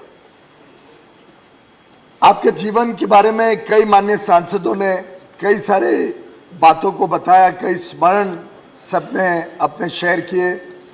आपने उपाध्यक्ष महोदय जयप्रकाश नारायण जी के समय से शुरू हुई इनकी राजनीतिक प्रवास के बारे में विस्तार से बताया। माननीय प्रधानमंत्री जी ने भी कई सारे माननीय वेंकैया नायडू जी के व्यक्तिगत उनके अनुभवों के बारे में हम सबको अवगत किया। लेकिन वेंकैया जी के जीवन के 3 पहलू जिसने हम सबको कभी ना कभी टच किया है, एक है ट्रैवलिंग, एक है टॉकिंग और एक है ट्रेनिंग। उनको प्रवास करने का बहुत रुचि रहती है। मैं समझता हूँ देश के कोने कोने में गए हैं अलग अलग दायित्व निभाते हुए। हम सब ने उनको अपने अपने क्षेत्र में देखा है और एक प्रकार से देश की जमीनी वास्तविकताओं के बारे में माननीय वेंकैया नायडू जी ने बहुत गहराई से चिंतन किया है, चयन किया है और समझा है, जिसके कारण उनका इतना लंबा राजनीतिक जीवन सफल रहा। इसी प्रकार से ओरेटरी के बारे में आज कई मान्य सदस्यों ने बात की। उनके वन लाइनर्स, उनका विट, उनका ह्यूमर, ये सभी को आकर्षित करता है। जिस प्रकार से वो हम सबको भी प्रेरित करते हैं कि मातृभाषा में बात करें, उसकी बहुत सारी चर्चा हुई, लेकिन वो स्वयं भी एप्रिशिएट करते हैं जब कोई मातृभाषा में बात करते हैं। मुझे याद है जब हमारे नए सांसद माननीय बलबीर सिंह सीचेवाल जी ने अपनी स्पीच दी, तो तुरंत वेंकैया जी ने कहा, तुसी चंगा बोलिया, तुसी चंगा बोलिया। और एक प्रकार से इस आज भी पुरुषोत्तम जी को, प्रहलाद जी को फिर मूड आ गया कि हम भी मातृभाषा में अपना फेयरवेल स्पीच दें। तो एक प्रकार से तो बातचीत तो करते हैं वेंकैया जी अलग बहुत ह्यूमरस तरीके से, लेकिन वो दूसरों को भी प्रभावित करते हैं कि वो हिम्मत से बात करें, अपनी बात अच्छी तरह रखें, पर बड़े शालीन तरीके से रखें। उनका आग्रह रहता है कि शालीनता नहीं खराब होनी चाहिए। वाद विवाद शब्दों का हो सकता है, मतभेद हो सकता है, लेकिन मनभेद ना किया जाए। और मैं समझता हूँ ये उनकी एक विशेषता रही कि उन्होंने कोशिश की कि सब साथ में मिलके सदन सुचारू रूप से चलता रहे, अच्छी तरीके से चले। और तीसरा जो मैंने ट्रेनिंग की बात की, व्यक्ति निर्माण, ये इनके शायद स्वभाव में ही है। कोई भी विषय हो, बीच में कभी किसी की स्पीच भी चल रही हो तो माननीय वेंकैया जी कुछ ना कुछ सुझाव देंगे, क्या कैसे बोलना चाहिए, क्या शब्द इस्तेमाल करना ठीक है नहीं है। एक कंटिन्यूअस टीचर का जो इनका स्वभाव है, लोगों को ट्रेन करने का जो स्वभाव है, इसका मैं समझता हूँ हम सभी को अलग अलग समय पर लाभ मिला। और ये लाभ जिंदगी भर हम सब माननीय सांसदों के साथ रहेगा। माननीय सभापति महोदय, आपके नेतृत्व में सदन की उत्पादकता के बारे में माननीय प्रधानमंत्री जी ने भी उल्लेख किया। 2010 के बाद सबसे अधिक उत्पादकता इस सदन की 2020 में रही 82.27%, 82.27% हाईएस्ट प्रोडक्टिविटी 2010 के बाद आपके नेतृत्व में इस सदन की रही है। और कई मान्य सदस्यों ने अभी बात की आपकी पंक्चुअलिटी के बारे में। ये तो एक तरीके से बहुत अच्छी बात है कि आप बहुत पंक्चुअल हैं, हर चीज़ को समय पे करते हैं, पर राजनीतिक जीवन में कई बार इसकी हमें सबको तकलीफ भी होती है। अब हमारी बीएससी की मीटिंग में भी लीडर ऑफ द ऑपोजिशन और मैं, हम दोनों पहुंचे, उसके पहले ही आप पहुंच जाते हैं। और कई बार तो समय के पहले मीटिंग शुरू करने के भी आपका उत्साह रहता है। तो ये हमें सीखने को भी मिला कि भाई पंक्चुअलिटी कितना महत्वपूर्ण है। और मैं समझता हूं कि ये भी एक आपकी ट्रेनिंग का तरीका है कि स्वयं आप प्रैक्टिस करते हो, जो आप हम सबको बताते हो। हम सब के लिए आपका कोशिश रहती है कि हम भी अच्छा काम करें। आपने समय समय पर सांसदों के लिए, विधायकों के लिए जो ट्रेनिंग सेशंस भी किए, वर्कशॉप्स चलाए, उसका भी हम सभी को लाभ मिला है। और मेरा मानना है कि आपकी ये जो जीवन यात्रा है, ये जो आपकी देश के प्रति निष्ठा है, इसने हम सबको एक अच्छी मिसाल दी है। हम सब के लिए एक बहुत अच्छा उदाहरण रहेगा। नए मेंबर्स भी आपकी संसदीय यात्रा को जब पढ़ेंगे, सुनेंगे, देखेंगे, तो उनको भी एक अच्छा आगे अपना कार्यकाल चलाने के लिए अच्छा सीख मिलेगी, अच्छा एक उदाहरण के रूप में आपके काम से वो सीखेंगे। ये उच्च सदन ने आपकी निपुणता, आपकी राजनीतिक कुशलता, जिस प्रकार से आपने सदन को चलाया है, आपकी मैनेजमेंट स्किल्स से बहुत कुछ पाया है। और हम सब कृतज्ञ हैं आपके प्रति, आपके नेतृत्व के प्रति। और हम सभी आपकी लंबी आयु के लिए और अच्छे स्वास्थ्य के लिए भगवान से प्रार्थना करते हैं और उम्मीद करते हैं कि आप आगे भी चलकर हम सबको मार्गदर्शन देते रहेंगे, हम सबको अपना प्यार देते रहेंगे। बहुत बहुत धन्यवाद। धन्यवाद पीयूष जी। मित्रों, जैसा मैंने शुरू में ही कहा, समय का अभाव के कारण से जो हर एक पार्टी में तो कवर हो गया, मगर कुछ लोग उसके अलावा भी बोलना चाहते हैं, मगर उतना समय नहीं है। एक बिल भी देना है और शाम को कार्यक्रम भी है, इसलिए मैं आप लोगों को मौका नहीं दे पाया। अन्यथा मत लीजिए। मैं आते समय मेरा एक यहाँ का सदस्य बहन ने, कोनियाक बहन श्रीमती पगनान कोनियाक, नागालैंड से ये मुझे ये अंगवस्त्र दिया है। मुझे अच्छा लगा इसलिए मैंने पहना। इसमें और कोई अर्थ निकालने के लिए प्रयास मत करिए। मित्रों, I don't want to make a long speech. I'll be speaking anyhow in the evening meeting also, but this will be my last remarks. I don't know whether we are going to continue the session or not. That will be decided. Today is the last day, I think, for the session. Keeping that in mind, I just make few observations. We are the largest parliamentary democracy in the world. We are very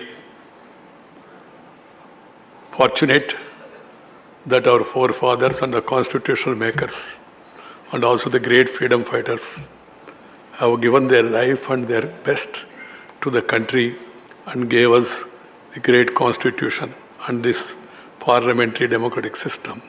Nobody has forced it on us, we have taken it on ourselves. In a parliamentary democracy, parliament, that means upper house, lower house, legislative assembly, council, wherever we take this, and then the local bodies, Panchayat Raj, these three tier are very important. So in this, we being the upper house, House of Elders, we have a greater responsibility. The entire world is watching India now. India is on the race. India is on the move. Keeping that in mind, we members of Rajya Sabha and you members of Rajya Sabha, and in future we are all going to come to this house, I only appeal to them to maintain decency, dignity and decorum so that the image of the house and the respect of the house is maintained and people will be receptive to show us, to hear us and also to follow our advice. This is my advice to all of you. As I told you, the students, the rural people, the ordinary people, they will be watching the parliamentary proceedings. That's why sometimes I have to intervene and I have to be strict and also I have to take not a very happy decision of naming some people. Otherwise, it gives me no enjoyment to take such extreme action. I have no ill will against anybody or any party. On the day when I was decided to be the Vice President of India, with a heavy heart, I have announced then and there, and Prime Minister told me in the parliamentary body meeting and the party president then, to which I belongs to, that I am being selected. I was in tears. I didn't ask for this. But you know that I was a disciplined soldier of the party. Party has given the mandate.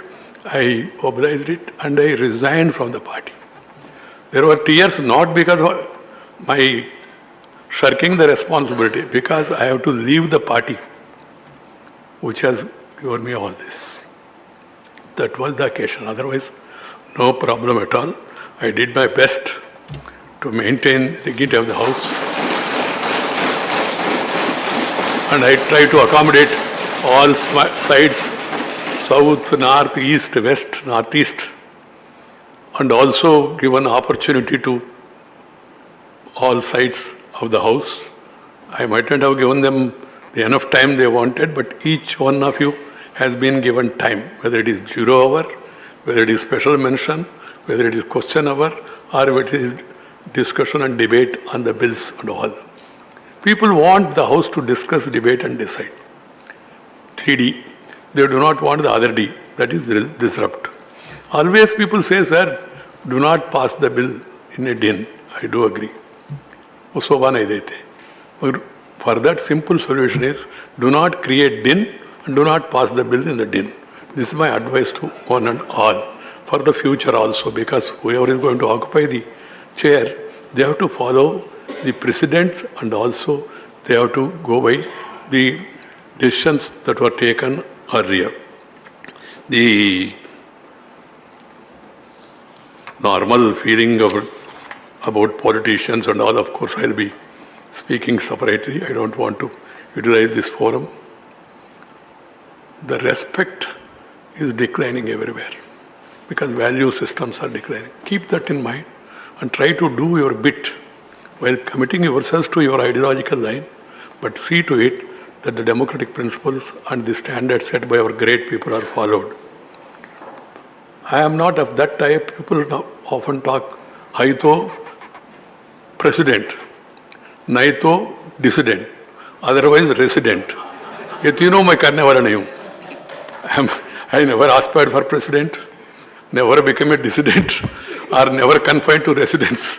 I will be moving around, going around, meeting you all, greeting you all, talking to you on larger issues. I will not get into politics as I told you. We are all working in our own way.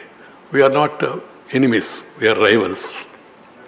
We must work hard to outshine others in a competition, but not to run down others. This is my last advice to all of you. And my wish is Parliament functions well. There are many members who are very good speakers when opportunity comes. I see even the new members coming with preparation, making great contribution.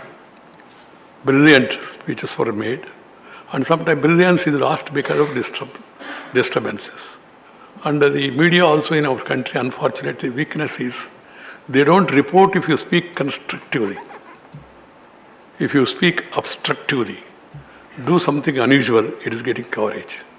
It's a weakness of the media, and media should get out of it at the earliest, without trying to give some reasons here and there. Friends, the language is a very dear issue to me. I'm happy the President, the Prime Minister, the Chief Justice, all of us are speaking in the same, not same language, in same vein on respecting mother tongue, our respective mother tongues. First mother tongue, afterwards brother tongue, or any other tongue, no problem. But primacy should be given to mother tongue. Please encourage mother tongue in our respective areas. And I would like to see in my lifetime that the Parliament, the assemblies, and also the school, college, university, vocational courses, and also the administration, everything should be carried in their respective state official languages. And there can be translation, there should be translation. I told the Secretariat, I am telling you all today, before I leave, there has to be a permanent mechanism. I will come to sign that file on 10th morning, I told them, whether house is there or not, that all speeches, translation should be made available, not at request, even otherwise also. That is the process that has to start. The proceedings of this and the administration also. And also I want to see the arguments in court, High Court, District Court, High Court, Supreme Court, also in respective Indian languages.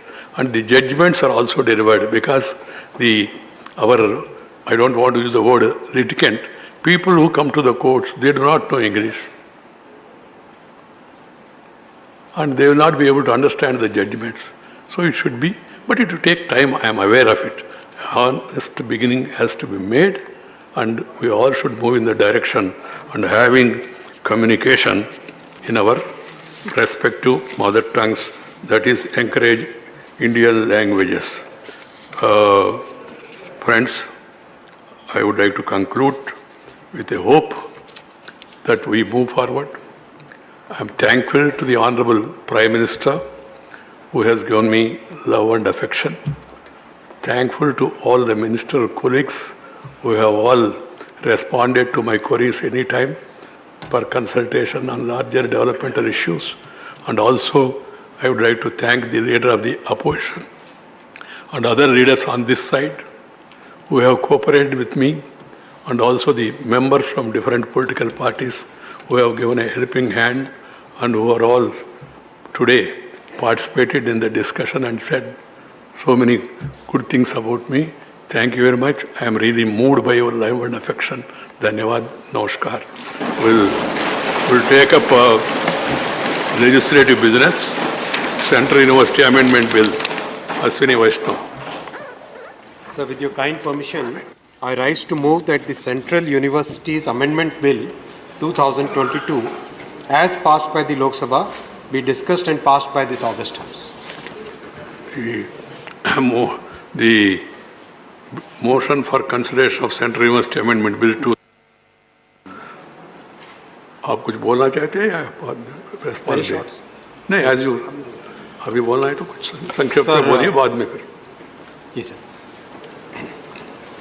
Sir, transport sector देश की economy में एक बहुत ही महत्वपूर्ण sector है और जिस तरह से माननीय प्रधानमंत्री श्री नरेंद्र मोदी जी ने कंप्लीट। एक मिनट है, जैसा मैंने कहा ये आखिरी दिन है, तो पूरा देश बात करते रहेंगे, इसलिए कृपया एडजर्नमेंट होने तक, पूरा एडजर्न होने तक कृपया बैठ जाइए हाउस में, और जो भी सेंट्रल हॉल में आए वो लोग भी कृपया आ जाइए और शोभा दीजिए उसको। हाँ प्लीज।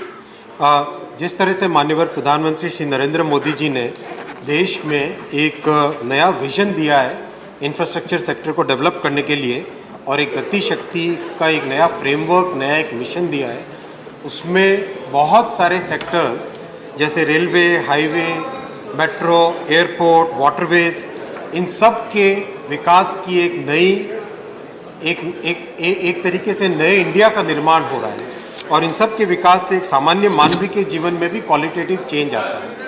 माननीय अध्यक्ष जी, I have taken permission. I have taken permission. He has got permission of Honorable Chairman. I have taken permission. Sir, I have taken permission. Chairman has already permitted it for your information. Please, please.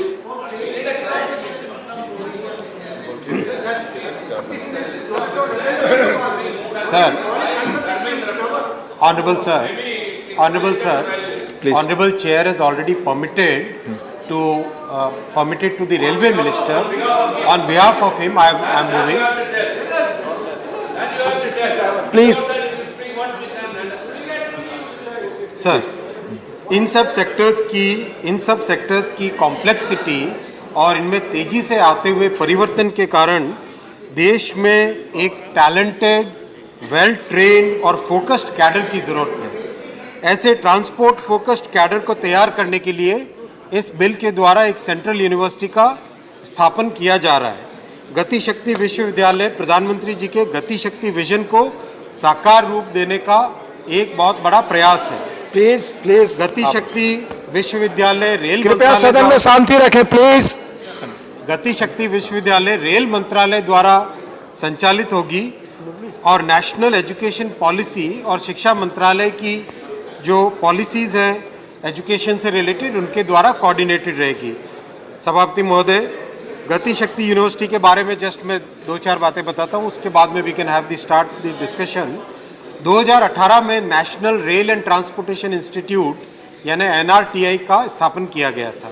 इसमें transport management, railway technology, rail systems. Please बैठकर पीछे बैठकर बात ना करें, house चल रहा है प्लीज। इन सब से रिलेटेड बहुत सारे कोर्सेज स्टार्ट हुए, BBA, BTech, MBA, इन सब कोर्सेज को आरंभ किया गया है। कुल 725 स्टूडेंट्स इसमें अब तक एडमिशन ले चुके हैं।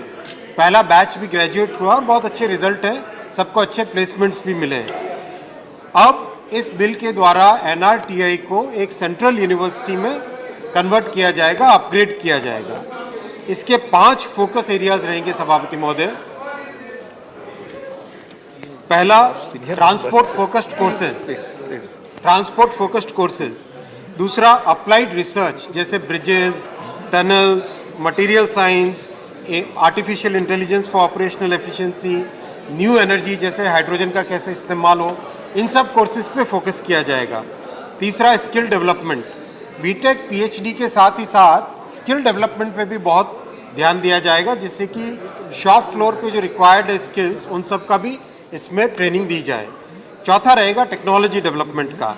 जिस तरह IITs के साथ मिलकर देश ने एक 5G बनाया और जिस तरह से वंदे भारत और कवच जैसे नए टेक्नोलॉजी के निर्माण हुए, उसी तरीके से और भी कई सारी टेक्नोलॉजीज़ का डेवलपमेंट भी गतिशक्ति विश्वविद्यालय में होगा। इसका 5वां उद्देश्य सभापति महोदय रहेगा ट्रांसपोर्ट इकोनॉमिक्स और इंफ्रास्ट्रक्चर फाइनेंस। देश में आज रेलवे में कम से कम 3 लाख करोड़ का एनुअल इन्वेस्टमेंट की जरूरत है। इसी तरह से हाईवे में 2 लाख करोड़ के आसपास इन्वेस्टमेंट हो रहा है। इन सब की फाइनेंशियल मॉडलिंग, नए तरीके के कंस्ट्रक्ट्स, इन सब की ज़रूरत के लिए इसमें एजुकेशन के कोर्सेज रहेंगे। सभापति महोदय, इस यूनिवर्सिटी का मेन कैंपस बड़ौदा में रहेगा, जहाँ पे रेलवे का इंस्टीट्यूट है, और इसके ऑफ कैंपसेस देश में अलग अलग जगह विकसित किए जाएंगे।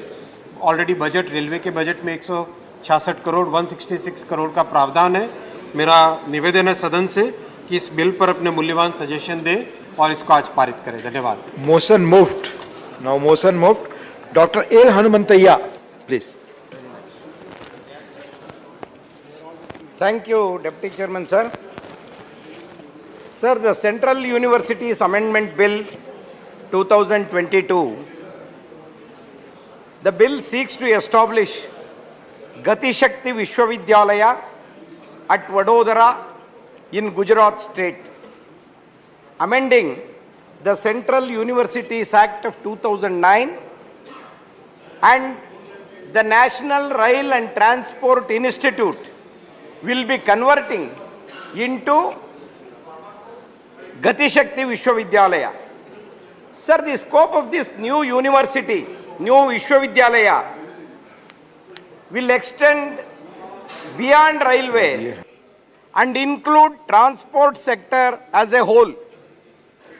So this is the second central university in the Gujarat state. And I have seen, sir, earlier also, lot of individual institutes have been converted into either center of excellence or the central universities for Gujarat only, not for other states, is one of my observations. Sir, this Gati Shakti Vishwavidyalaya master plan is essentially a digital platform bringing together 16 ministries, including roadways, railways, waterways, and even Udan also, which is connecting all the transport system. And it is planning and coordinated infrastructure connectivity projects for movement of people and goods and services. Sir, this university is additionally expected to provide necessary technology and research to the transport industry. This is the intention of this university. Sir, once it becomes the central university, it will enjoy greater autonomy. That is what the minister says. Is it a fact that if we observe the status of other central universities, this university will get the full autonomy or not, is my question. Sir, currently, this university provides BSc in Transport Technology, BBA in Transport Management, and MSc in Railway System Engineering and Integration. This is what this institute is now serving.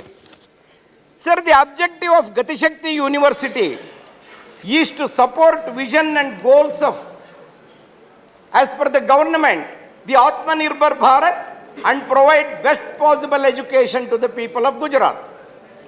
Sir, I just wanted to ask one more question.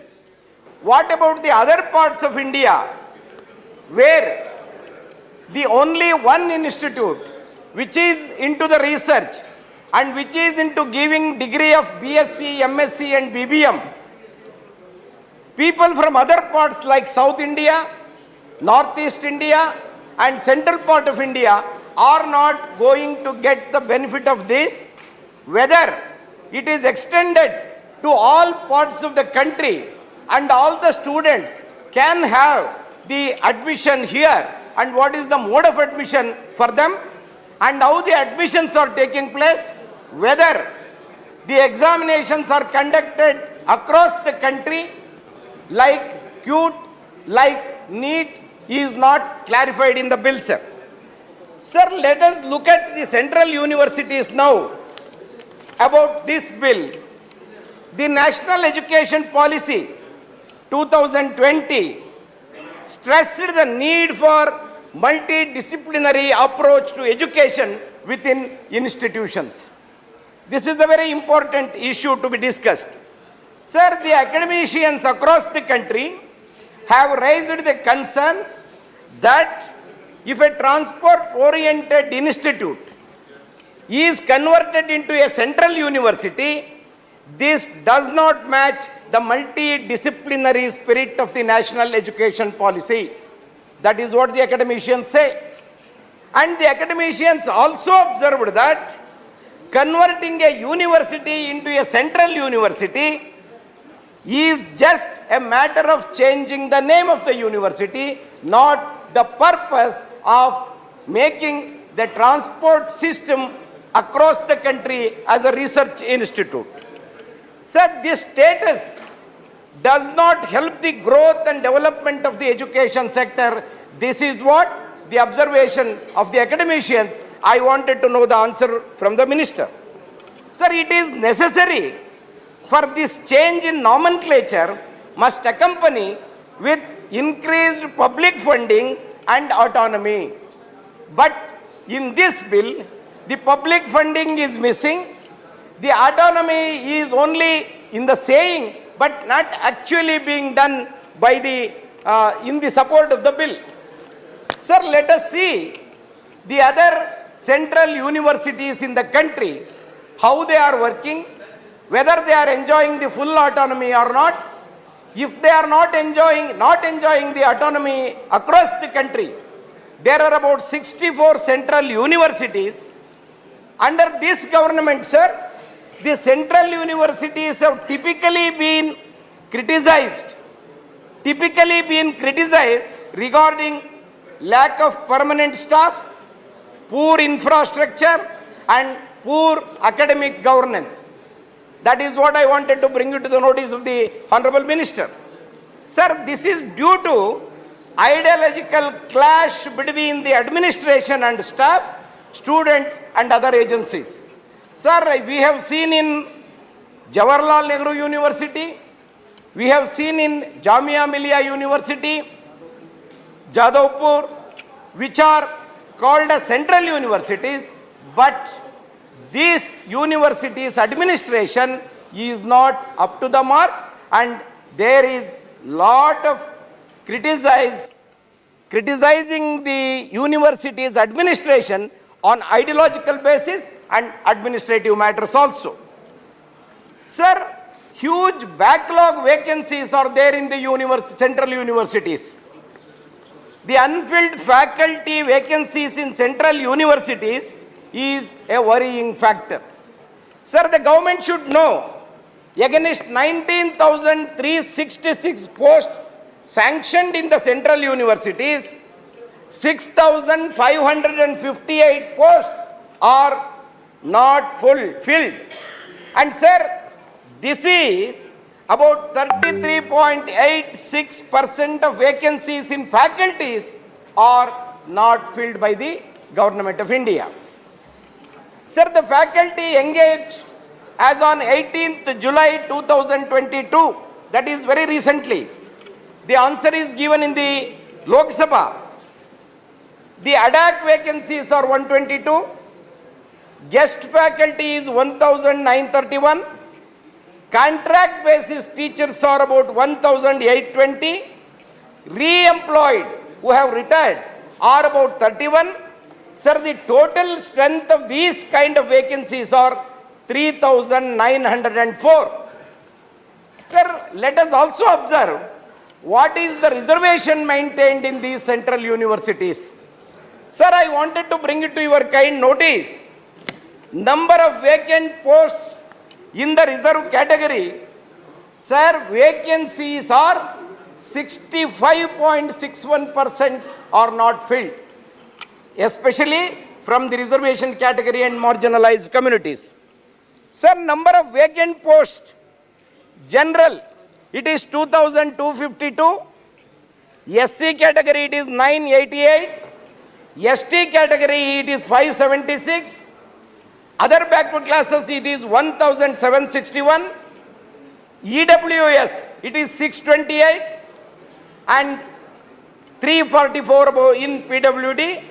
See, the total vacancies are 6,549, which comes to 65.61%. Sir, this is the vacant posts are in the central universities are a very serious concern, which this government has to take it seriously, and just converting an institute into a central university and not filling up any vacancies and not giving proper infrastructure will not going to solve the problems of the central universities, and also it will be a burden in the name of central universities, sir. Sir, experts have called for reforms to the governing councils of all central universities. This is a serious observation across the country. Not only this, these reforms includes caps on the number of members in the governing council, requirement of social representation and involvement of the alumni is another important issue which they have raised. Sir, why this is required is another important question. Sir, the same kind of ideological thinking people are in the governing council, so the governing councils are not running properly. So it should be, the governing council should be above the political ideological thinking of the people, and they should be experts in the field of education, which is not being followed. Sir, including eminent alumni in the general councils is the global best practice across the world. See, it ensures endowments, it ensures accountability, it ensures the innovation also. The Harvard University, which is practicing this involvement of the alumni, has given the best results in that university. It has become a practice across the world that this kind of alumni involvement into the university governing council is going to help the standard of education to a higher level and not going to reduce it. Sir, carelessly planned central university entrance test, which is another concern, that CUTE, the irresponsible and students' unfriendly actions of the union government can be seen in CUTE admissions, CUET admissions. Sir, the CUTE was introduced in 2022. You know about it. As a major reform to the admission process in the history of the education sector, this has been brought. Sir, subsequently what happened? The UGC introduced the CUTE as a single gateway to admissions in the central universities only 3 months prior to the admissions and the examination. Sir, this was during time of students writing the board examinations. While they were writing the board examinations, this CUTE exam was announced. Students were in serious confusion whether we have to write this examination or shall we have to prepare for this CUTE examination. After some time, the UGC announced the board examination marks will not be considered for their admissions, and there was only 15 days left for them to attend the CUTE examination. Sir, we must also think whether in 15 days, whether these students who have just finished their board examinations can write the CUTE examination and get into that. So after the examination, they announced that there was only 15 days before the examination is conducted. An account of that, lot of students could not write the examination efficiently. Those who have scored very well in the board examination could not get good marks in the CUTE examination, resulting they did not get the proper admissions. Sir, in some centers, the examinations were cancelled. What does it say? Sir, there is a lack of academic diversity in the syllabus and questions asked. That is another important questions which the students were telling that we could not write the examination. On account of that, they could score only 15 marks, and subsequently the cancelled examination was asked to write again. Again there was a confusion among the students. Sir, when question asked in Lok Sabha about this, the ministry did not answer this question. In fact, they avoided and told the Lok Sabha that we will take care and we will take the examination further. This is not supposed to be done by an organization like UGC and the Ministry of Education. Sir, the Parliamentary Standing Committee observes that, particularly I am referring to Scheduled Tribe overseas examination, overseas students scholarship. Sir, in this, the Parliamentary Standing Committee observes that the National Overseas Scholarship Scheme provides financial assistance to 20 students every year for pursuing higher studies abroad the country. That is for their PhDs and for postdoctoral studies. Sir, during 14 and 15, there were 20 students. In 15 and 16, there were only 15 students. And 16 and 17, there are only 16 students. So what is the reason for this decline? Across the country, there are about more than 7% of scheduled tribe students, scheduled tribe population is there. Now they have become very competitive and there are very brilliant students who can attend any examination.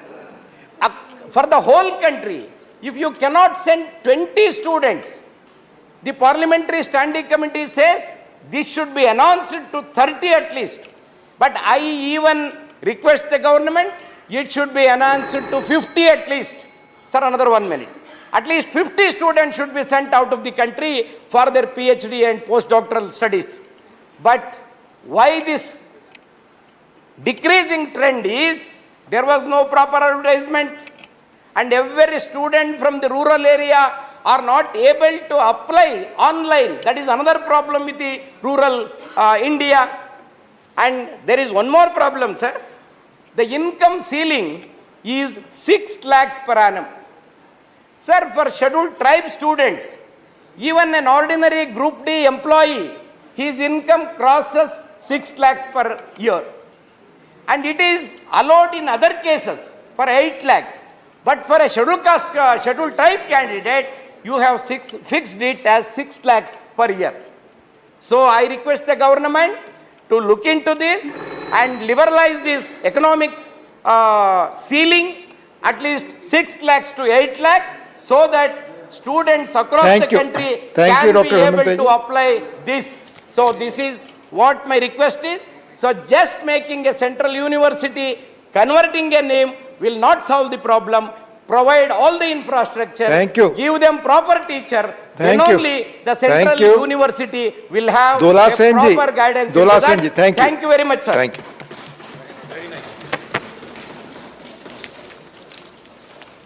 Thank you, Deputy Chairman, sir, for allowing me to speak on this bill, the Central Universities Amendment Bill 2022. Since we are discussing the Central Universities Amendment Bill today, may I humbly request the Chancellor of the Vishakapatnam University, another Central University, who is also our Honorable Prime Minister, sir, to share his wisdom by being here. We will all benefit from his insights. So far, he has only answered one question on this floor of the House in the last 7 years. So unfortunate, please sir. come on the subject. This bill seeks to amend the Central Universities Act 2009 by converting the NRTI into a central university. I am in favor, sir. Sir, I am glad that the House is running today all through, but it is sad that just to have a price rise discussion, 2 dozen MPs were suspended and 1 dozen days were wasted. Please speak on the subject. In the last 8 years, around 110 MPs were suspended. Coming to the point, sir, first of all, I will ask that the education being in the concurrent list, whether the concerned state governments have been consulted to give their points of note of dissent or consent towards this. If no, again unfortunate, sir. It is good that another university is getting the status of a central university. We are proud. But one clarification, sir. Why Railway Department will bear the costing? Why not Education Ministry or UGC will pay the same? Sir, however, there is a need to address some of the existing issues faced by various central universities.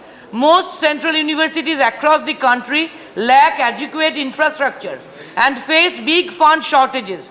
Even the existing infrastructure in these universities is breaking down. The facilities provided to the residential students are also depleting day by day, sir.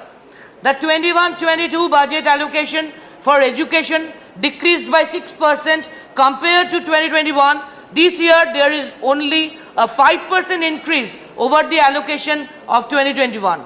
This is extremely low for post-pandemic recovery. The budget for the Rashtriya Uchchatara Shiksha Vision RUSA was also cut from rupees 3,000 crore to 2,000 crore. Again unfortunate, sir. A centrally sponsored scheme, RUSHA, supports state higher educational institutions, especially those that give priority to education in backward and aspirational districts. Sir, while I am speaking on this bill, allow me to point out the earlier 6 out of 10 bills were sent for parliamentary scrutiny. This was done to improve the quality of legislation.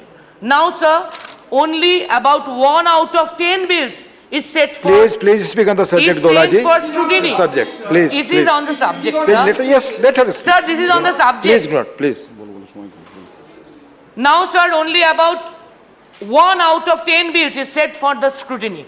This is a dangerous trend. For today's bill, I thank you, sir, for allowing time and having a healthy discussion. In contrast, in the monsoon session last year, 27 bills were passed with an average time of just 10 Please speak minutes on the per subject, bill. please. Now, Please, I would Dolaji. like to highlight how our universities are suffering because of such fund shortages, sir. The Andhra Pradesh Central University, which was set up in 2014 after the bifurcation of the state, is in shambles. Between 2014-15 and 21-22, the budgets for some of the gems in India's educational system have been cut. The overall funding for Jamia Millia University witnessed a sharp fall. For Aligarh Muslim University, the overall allocation has reduced sharply by rupees 306 crore between financial year 2021 and 2022. It fell from rupees 1520 crore in 2021 to rupees 1215 crore in 21-22. And even JNU is a great learning institution which this government has an allergy, so far we have come to know. The diversity of India's education system with institutions like these and the many hundreds of premium educational institutions run by minority communities, including Christian missionaries, but importing education to all communities must be protected, sir. Sir, why infrastructure is so neglected? I urge upon the government to pay attention and provide adequate funds for betterment, sir. Sir, a few words about my state. Bengal was where the government has introduced multiple schemes to support higher education. The West Bengal government has launched schemes like Swami Vivekananda Merit Cum Means Scholarship for undergraduate, postgraduate, even PhD courses across all subjects. Our flagship scheme, Konyashree Prakalpo, has around 70 lakh beneficiaries currently. The scheme has been awarded the United Nations Public Service Award and has also been recognized by UNICEF, sir. I would now like to draw the government's attention to the issue of vacancies also in the central universities under the SC/ST OBC category. The Central Educational Institutions Reservation in Admission Act 2006 mandates some percentages, 15, 7.5 and 27 quotas for SC/ST and OBC. However, the intake of students under the reserved category in the central universities is much lower than the mandated norms. I urge upon the government to look after to these also. Sir, I will again want to emphasize on a very important point. In this session only, for 12 days, we have waited, and the government told us they couldn't discuss the price rise debate because... Please, on the Central University Bill, please. There were... Please. Sir, it's related, sir. Please. Because the Honorable Finance Minister was not over there, and she will reply only. But however, today we are seeing that the same government did not think for a second moment to allot the Honorable Railway and IT Minister, Communication Minister to pilot the education bill. Honorable Chairman has already permitted this. Dolaji, for your information, according to the data from the Education Ministry, sir, there are 880 vacancies for the post of professor across the 5 backward categories of SC, ST, OBC, EWS and PWDs in 43 central universities. Similarly, the number of vacancies for associate professor and associate professor, assistant professor are also that way respectively. But it has been also reduced. There is an urgent need, my last point, sir, there is an urgent need to fill these vacancies to ensure adequate representation across all sections of people. At the same time, the government needs to ensure that sufficient infrastructural facilities and proper adequate funds are made available to all the central universities. And support, I do in favor of this bill to make the Gati Shakti Vishwavidyalaya a central university, but with a high hope to address all other incomfortabilities the government will address. Thank you, Dolaji. Thank you, sir. Shri K.R.N. Rajesh Kumar, please. Honorable Deputy Chairman, sir, I am support of this bill because already this National Railway and Transportation Institute is a teamed university, and now it shall be established as a university under this act. However, sir, I am totally disappointed with the clear intention of this present NDA government. The new name of proposed for this university is a Gati Shakti Vishwavidyalaya, which can be understood by few people or states. Earlier, it was a National Railway Transportation Institute, which can be understood by the all people and states and international. How only in this bill it is required to change only the word institute to be university. Sir, each state, the union territory have one of the more official language, and 8th schedule of the constitution recognizes in particular 22 languages. However, the English is used extensively in business and administration and has the status of the associate official language, the reason being the India and common language. When all the states are comfortable with the English common communication language, why the education institute should be named in Hindi only? That is now is changed in this bill. Sir, this NDA government is often overlooking the emotion or sentiment of the non-Hindi speaking states. Almost the names of the schemes campaign and the NDA government have proposed during their tenure were in Hindi. Now they started in this bill also. By doing this, they are hurting the sentiments of Tamil Nadu, Kerala, Andhra Pradesh, Telangana, Karnataka, Maharashtra, Odisha, West Bengal, Assam, and some states, etc. These non-Hindi speaking states are also a part of the India. And the people, these states are also paying tax, such as education cess to the union government. Sir, for example, during the, sir, I give you one example. Sir, for example, during the UPA government, in the year of 2008, they established like this central university called an Indian Maritime University, combining 6 different institutions from Chennai, Mumbai, Vishakapatnam, Cochin, Kolkata by the Indian Maritime University at the Act 2008. This shows the maturity, generous mind of the UPA government.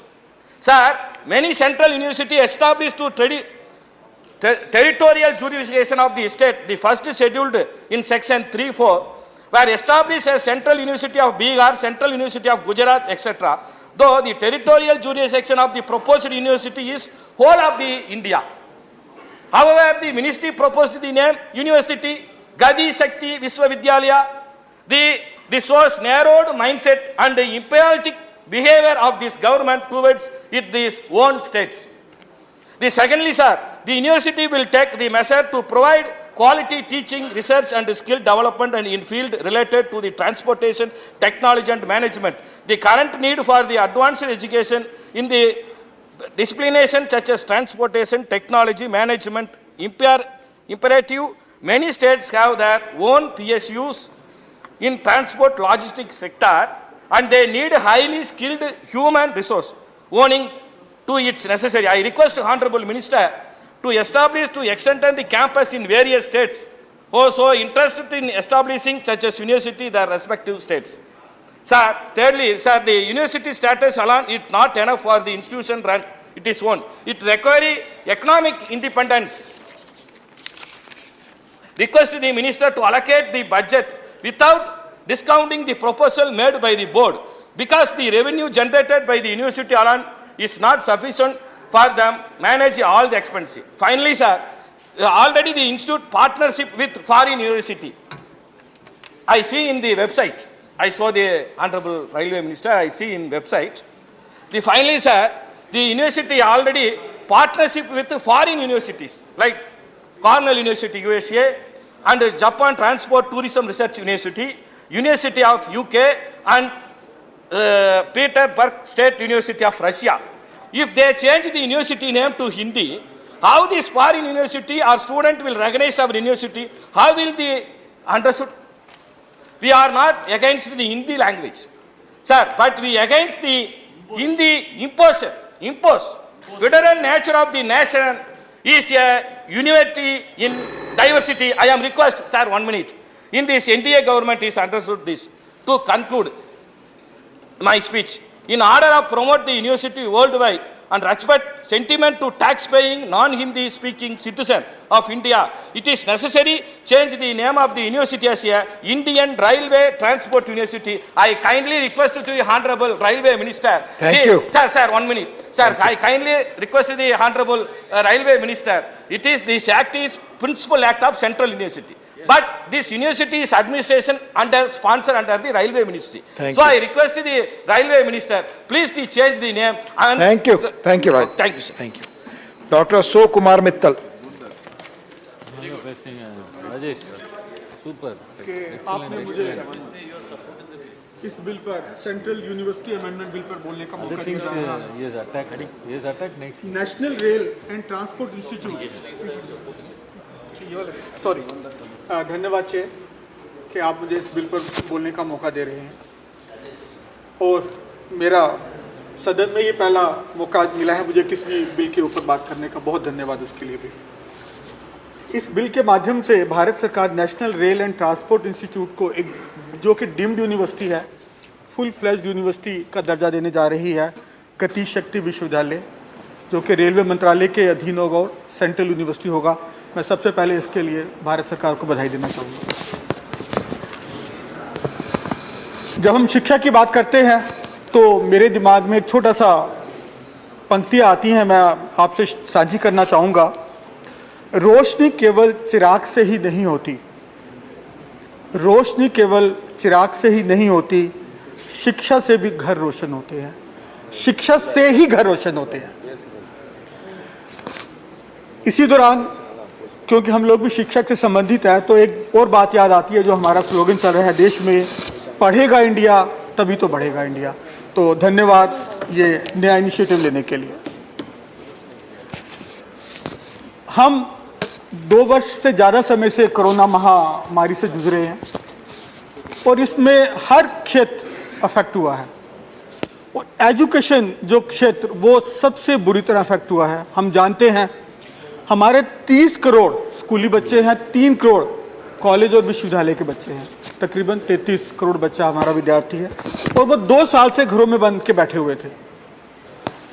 ये पहला वर्ष है corona के बाद जिसमें पूरा Bharat offline mode में, मतलब अपने स्कूल अपने कॉलेज के प्रांगण में जाके पढ़ेगा, मैं इस सब चीज़ों के लिए पूरे सदन को बधाई देना चाहूँगा कि भारत वापस नॉर्मल सिचुएशन में आ गया है कोरोना की महामारी को पार करते हुए। बहुत बहुत मुबारकबाद सभी को।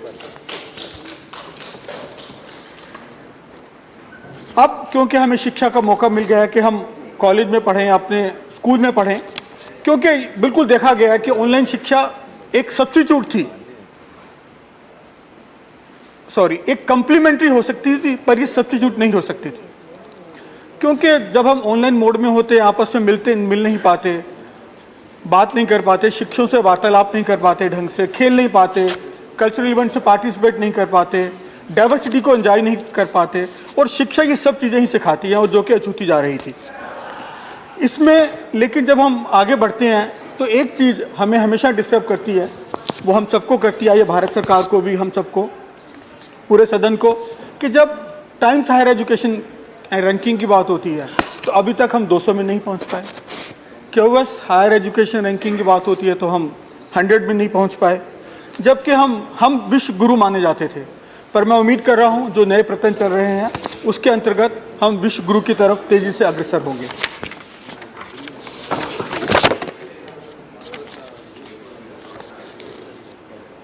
अब इसकी बात करें, इसमें सेक्शन 4 है एक, यदि मैं थोड़े से प्रावधान जो इस बिल में है उनके बारे में ध्यान दिलाना चाहूँगा मंत्री महोदय का।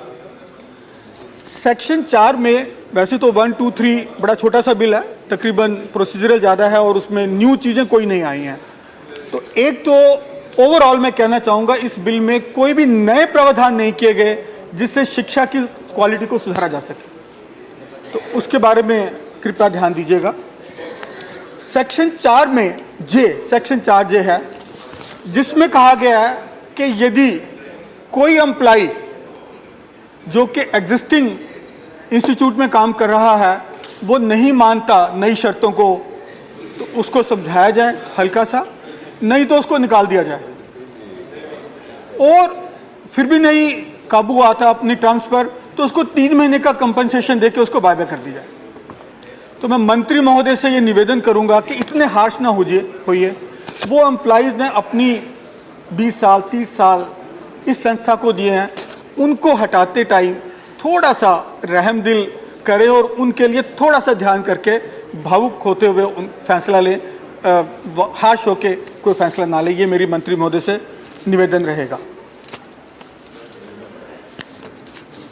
सेक्शन हम 5 पर आते हैं, उसमें कुछ अच्छे प्रोविजन दिए गए हैं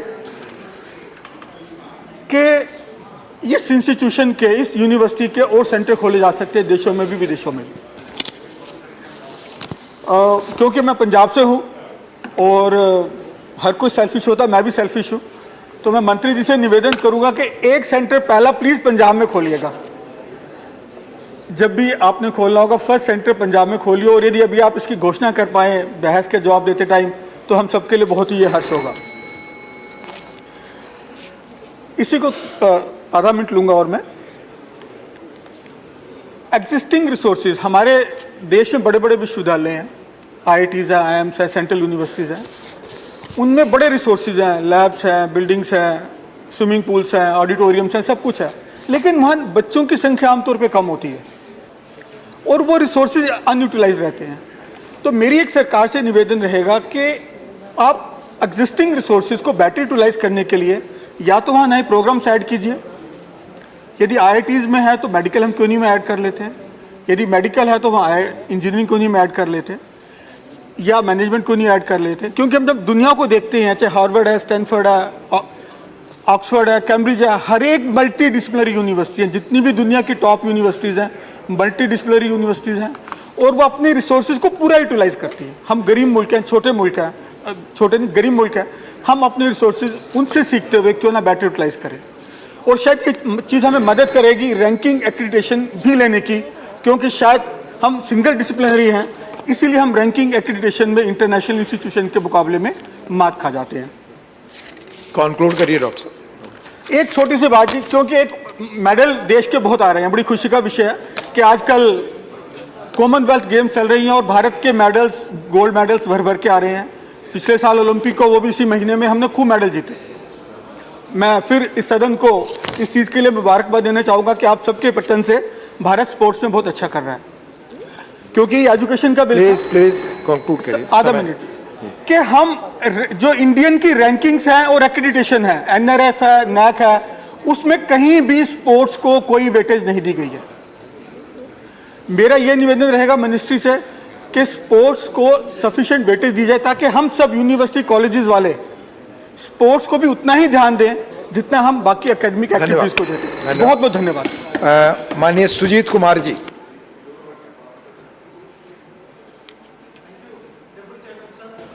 Sir, the Central Universities Amendment Bill 2022 aims to convert NRTI into what is to be known as Gati Shakti Vishwavidyalaya, which will be under the administrative control of the Ministry of Railways.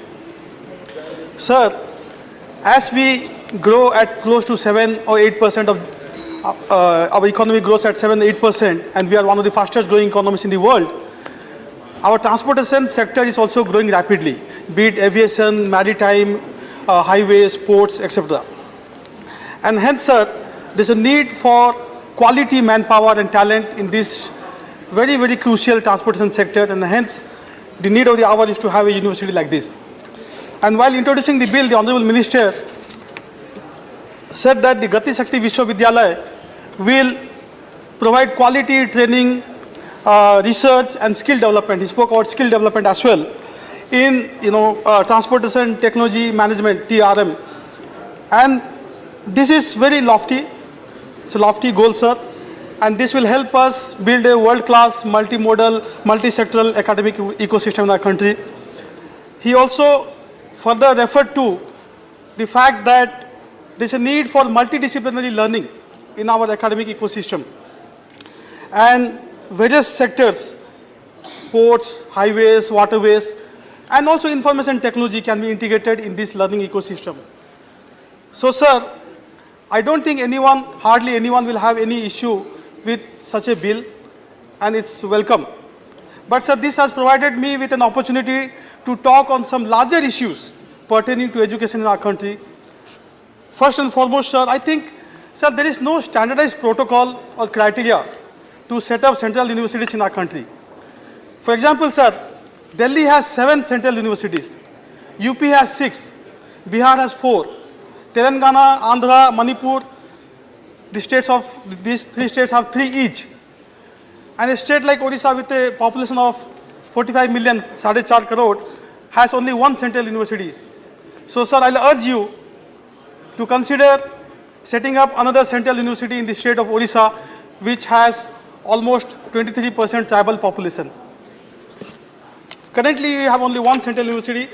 It's called the Central University of Koraput. So, secondly, many other speakers and colleagues have spoken about the large number of vacancies in central universities. Sir, the sanctioned strength is 18,905 in central universities, of which 6,333 posts are currently vacant. Sir, this is close to 35% and definitely unacceptable. Sir, in this house, in this August house previously, I have raised the issue of vacancies in central universities, particularly in the Central University of Koraput, where there are over 80% teaching posts vacant. 80%, sir. So, sir, this has serious consequences for the educational landscape of our country, particularly in tribal pockets, which is, detrimental to the goal that we have for our nation. Sir, Honorable Education Minister has assured this House that this post will be filled soon, and I take this opportunity to urge the government again to fill all the vacant posts soon, so that the academic ambience of our country is not hampered. Thirdly, sir, the bill states that if required, the university may also establish campuses and centers in India and abroad. Sir, the state of Odisha is strategically located in the eastern part of the country, and the East Coast Railways, which is headquartered in Bhubaneswar, is India's most profitable railway zone. And Honorable Railway Minister is here, and he knows it better than anyone else that the railway freight traffic has crossed 200 million tons for the second year in a row. So, sir, my request to you would be to set up a branch of Gati Shakti Vishwavidyalaya in the state of Odisha, which also aligns with the vision, Purvodaya vision of Honorable Prime Minister. Fourthly, sir, Sir, we are aiming towards a net zero carbon emission nation. And green, the world is looking at India as a destination of green technology. Sir, we are the pioneer of International Solar Alliance, one of the greatest achievements, I would say. So, sir, my hope is that the Gati Shakti Vishwavidyalaya will introduce courses and programs multidisciplinary in the areas of green economy, green technology. Sir, I'll read out one of the proposed goals of the university. It is to carry out critically needed research and development, R&D, by creating innovative technologies to encourage local manufacturing and substitute the imports of expensive technology, equipments and products. Very commendable goal, sir. Sir, let me highlight, though, a concern which I have spoken about many a times. Sir, I will just need one more minute. Sir, as a nation, our R&D spend is only 0.7% of our GDP. Abysmally low, sir. Please allow me to compare this with some other nations. China, 2.2. Israel, 4.9. South Korea, 4.6. US, 3. So where are we, sir? Where are we? Our R&D spend is nowhere compared to these nations. And these are large economies compared to us. So, sir, I hope that Honorable Minister and the government will take initiative to hike R&D budget when they set up this university. So, sir, finally, the university also spoke, the goal also was to reverse brain drain through this university. Sir, our university rankings globally is today very low. So I really hope that this university will have tie-ups, 30 seconds more, will have tie-ups globally while promoting indigenous technology and innovation. We should try to scout for the best talent in the world and get them to be part of the university. Thank you. Sir, finally, sir, last second. Sir, we have hiked our education budget by 12% roughly this year, 11,000 crore. Very commendable, sir. But still, it is nowhere near the recommendation of Kothari Commission, which was made way back in the 60s. Thank you. That 6% of GDP should be spent on education. Today we are spending only 3%. So, sir, while we are speaking about this university, I hope that the government will augment the spend on education. Mani V. Vijay Sai Reddy. Mani V. Vijay Sai Reddy. Thank you, Deputy Chairman, sir. Sir, this bill seeks to establish Gati Shakti Vishwavidyalaya Central University, but the current state of central universities in the country is really pathetic, and I would like to remind the Honorable Minister for Railways to take cognizance of this. Sir, in central universities, over 20,000 posts are lying vacant, as stated by Hanumantaya ji, in 45 central universities under the purview of Ministry of Education. So the Ministry of Education has sought time to fill up these vacancies in a mission mode by 14th September 2022, and we are in the month of August and there is only 1 month left. I request, the Honorable Minister is not present, I request the Honorable Minister for HRD to take cognizance of this and fill up the vacancies in a time-bound manner, sir. Sir, Indian Railways, coming to Indian Railways, it's a great institution and world largest railways with 68,000 kilometers of routes and 21,000 trains and 2.2 crore passengers and hauling 30 lakh tons of freight every day with 7,350 stations. I really appreciate the Honorable Minister for heading this institution, railway institution. Sir, there are certain points which I would like to bring to the notice of the Honorable Minister.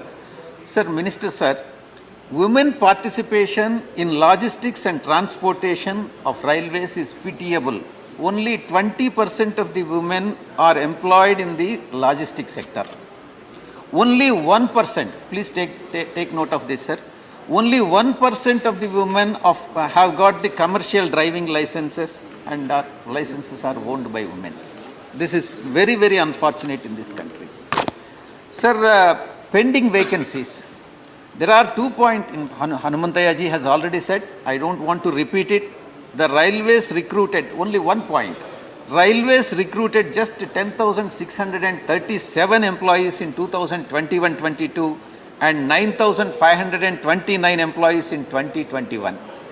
And in this rate, at this pace, and if the same pace railways recruits further for the future years in future, it will take 30 years for railways to recruit the aforesaid vacancies. Therefore, this has to be expedited, sir. Sir, the current recruitment, RRB, NTPC has already stated, I don't want to repeat it. The amount that has been collected by the applicants is to the tune of 864 crores. And in 2019, and now we are in 2022, why is so much of delay? Sir, say, we have a Union Public Service Commission which take cognizance of the total vacancies in the country, IAS, IPS and various 14, 15, 16 sectors, IAS, various posts. And it is mandatory on the part of Union Public Service Commission to conduct the examination every year in a time-bound manner. I am asking Honorable Railway Minister, why the same principle and logic can't be applied in the case of Railway Recruitment Board also? So therefore, it has to be made mandatory, and constitutional responsibility is to be fixed on this Railway Recruitment Board to conduct the examination and fill up the vacancies in a time-bound manner every year like UPSC. Sir, the next point which I would like to bring to the notice is railways. Vishakapatnam steel plant. It is a relevant point for TDP also. Please. Sir, Vizag steel plant has been built with state-of-art technology and with a turnover of 28,000 crores and a profit of 835 crores in 2021-22. Honorable Railway Minister and also the ministry which he is heading has failed to provide the rakes for transportation of coal from Mahanadi coal fields to Vizag steel plant. That is the reason why the two of the furnaces have been closed and only one furnace is being operated, and with one furnace the 835 crore profit has been earned, and such a great institution, Navaratna institution, the government of India, particularly BJP government, is trying to privatize it, which is very, very unfortunate, and it is the policy of NDA government. Sir, I have time is over. No, sir, I have time. Sir, you make your last point. It will be. It is the policy of NDA government not to privatize the profit-making sectors, and unfortunately, this is being done by NDA government, sir. And sir, last 2 points, sir. The pending railway zone. Make it the last point. Sir, unfortunately, last point. Unfortunately, my friend Jairam Ramesh ji has loosely drafted the AP Reorganization Act, and everywhere he has used the word may instead of shall, and this is being taken advantage of by NDA government, and they are not setting up the railway zone with its headquarters at Vishakapatnam, and it is very unfortunate, sir. And for the omissions and commissions that has been made by my friend who is author of the Reorganization Act, Andhra Pradesh can't be penalized, sir. Therefore, I request the Honorable Minister to take cognizance of that, immediately set up the zone with railway zone with its headquarters at Vishakapatnam, sir. And the project report has been pending for the last 3 years. And the last point, sir, one last point. Sir, Railway Recruitment Board. Sir, there are 21 railway recruitment boards situated in the different parts of the country. Andhra Pradesh currently does not have any railway recruitment board, and applicants have to travel from various places to Secunderabad to take the examination. I urge the Honorable Minister to take cognizance of this and set up a railway recruitment board at Vishakapatnam or any place in Andhra Pradesh. Thank you very much, sir. Thank you. Thank you very much. The next speaker is Dr. V. Sivadasan. Respected Chair, this bill is not ready to address the core issues in education sector. You have 2 minutes. We have to finish the bill. Sir, this bill is not ready to address the core issues of the education sector. The first one is the enrollment ratio. In India, enrollment ratio is 26, sir. The other countries, in America, 88, Britain is 60, Germany is 70, but the government of India is targeted only 50 in 2035. So government is not ready to spend proper amount in education sector. Secondly, sir, I think this new university, they will invite the researchers, but what is the condition condition of the research scholars? So all research scholars fellowship has been cut down. Sir, these research scholars fellowship for ST students, that that has been decreased 9,000 to 4,000. The research scholars fellowship for Maulana Azad Research Fellowship, sir, that is has been reduced for 6,000 to 4,000. Sir, the National Fellowship for Basic Science Research, that has been reduced from 4,000 to 700, sir. The Research Fellowship, Postdoctoral Fellowship for Women, that has reduced from 4,000 to 600. The other fellowship also same kind of thing we are seeing, sir. Then another thing, sir, I am telling to you, sir, researchers, Adivasi research, the situation of Adivasi researchers, sir, I don't know whether this university have provided the research facility for the Adivasi students. Sir, in India, 21 research institutes, IITs and IIMs, they have not admitted a single Adivasi research scholar in 2021, sir. Sir, in IITs and IIMs, they have not admitted a single Dalit students in 2021, sir, as a research scholar. So I am adding to you, sir, the status of the teachers. I think this whether the university will provide the teaching facility or not, but sir,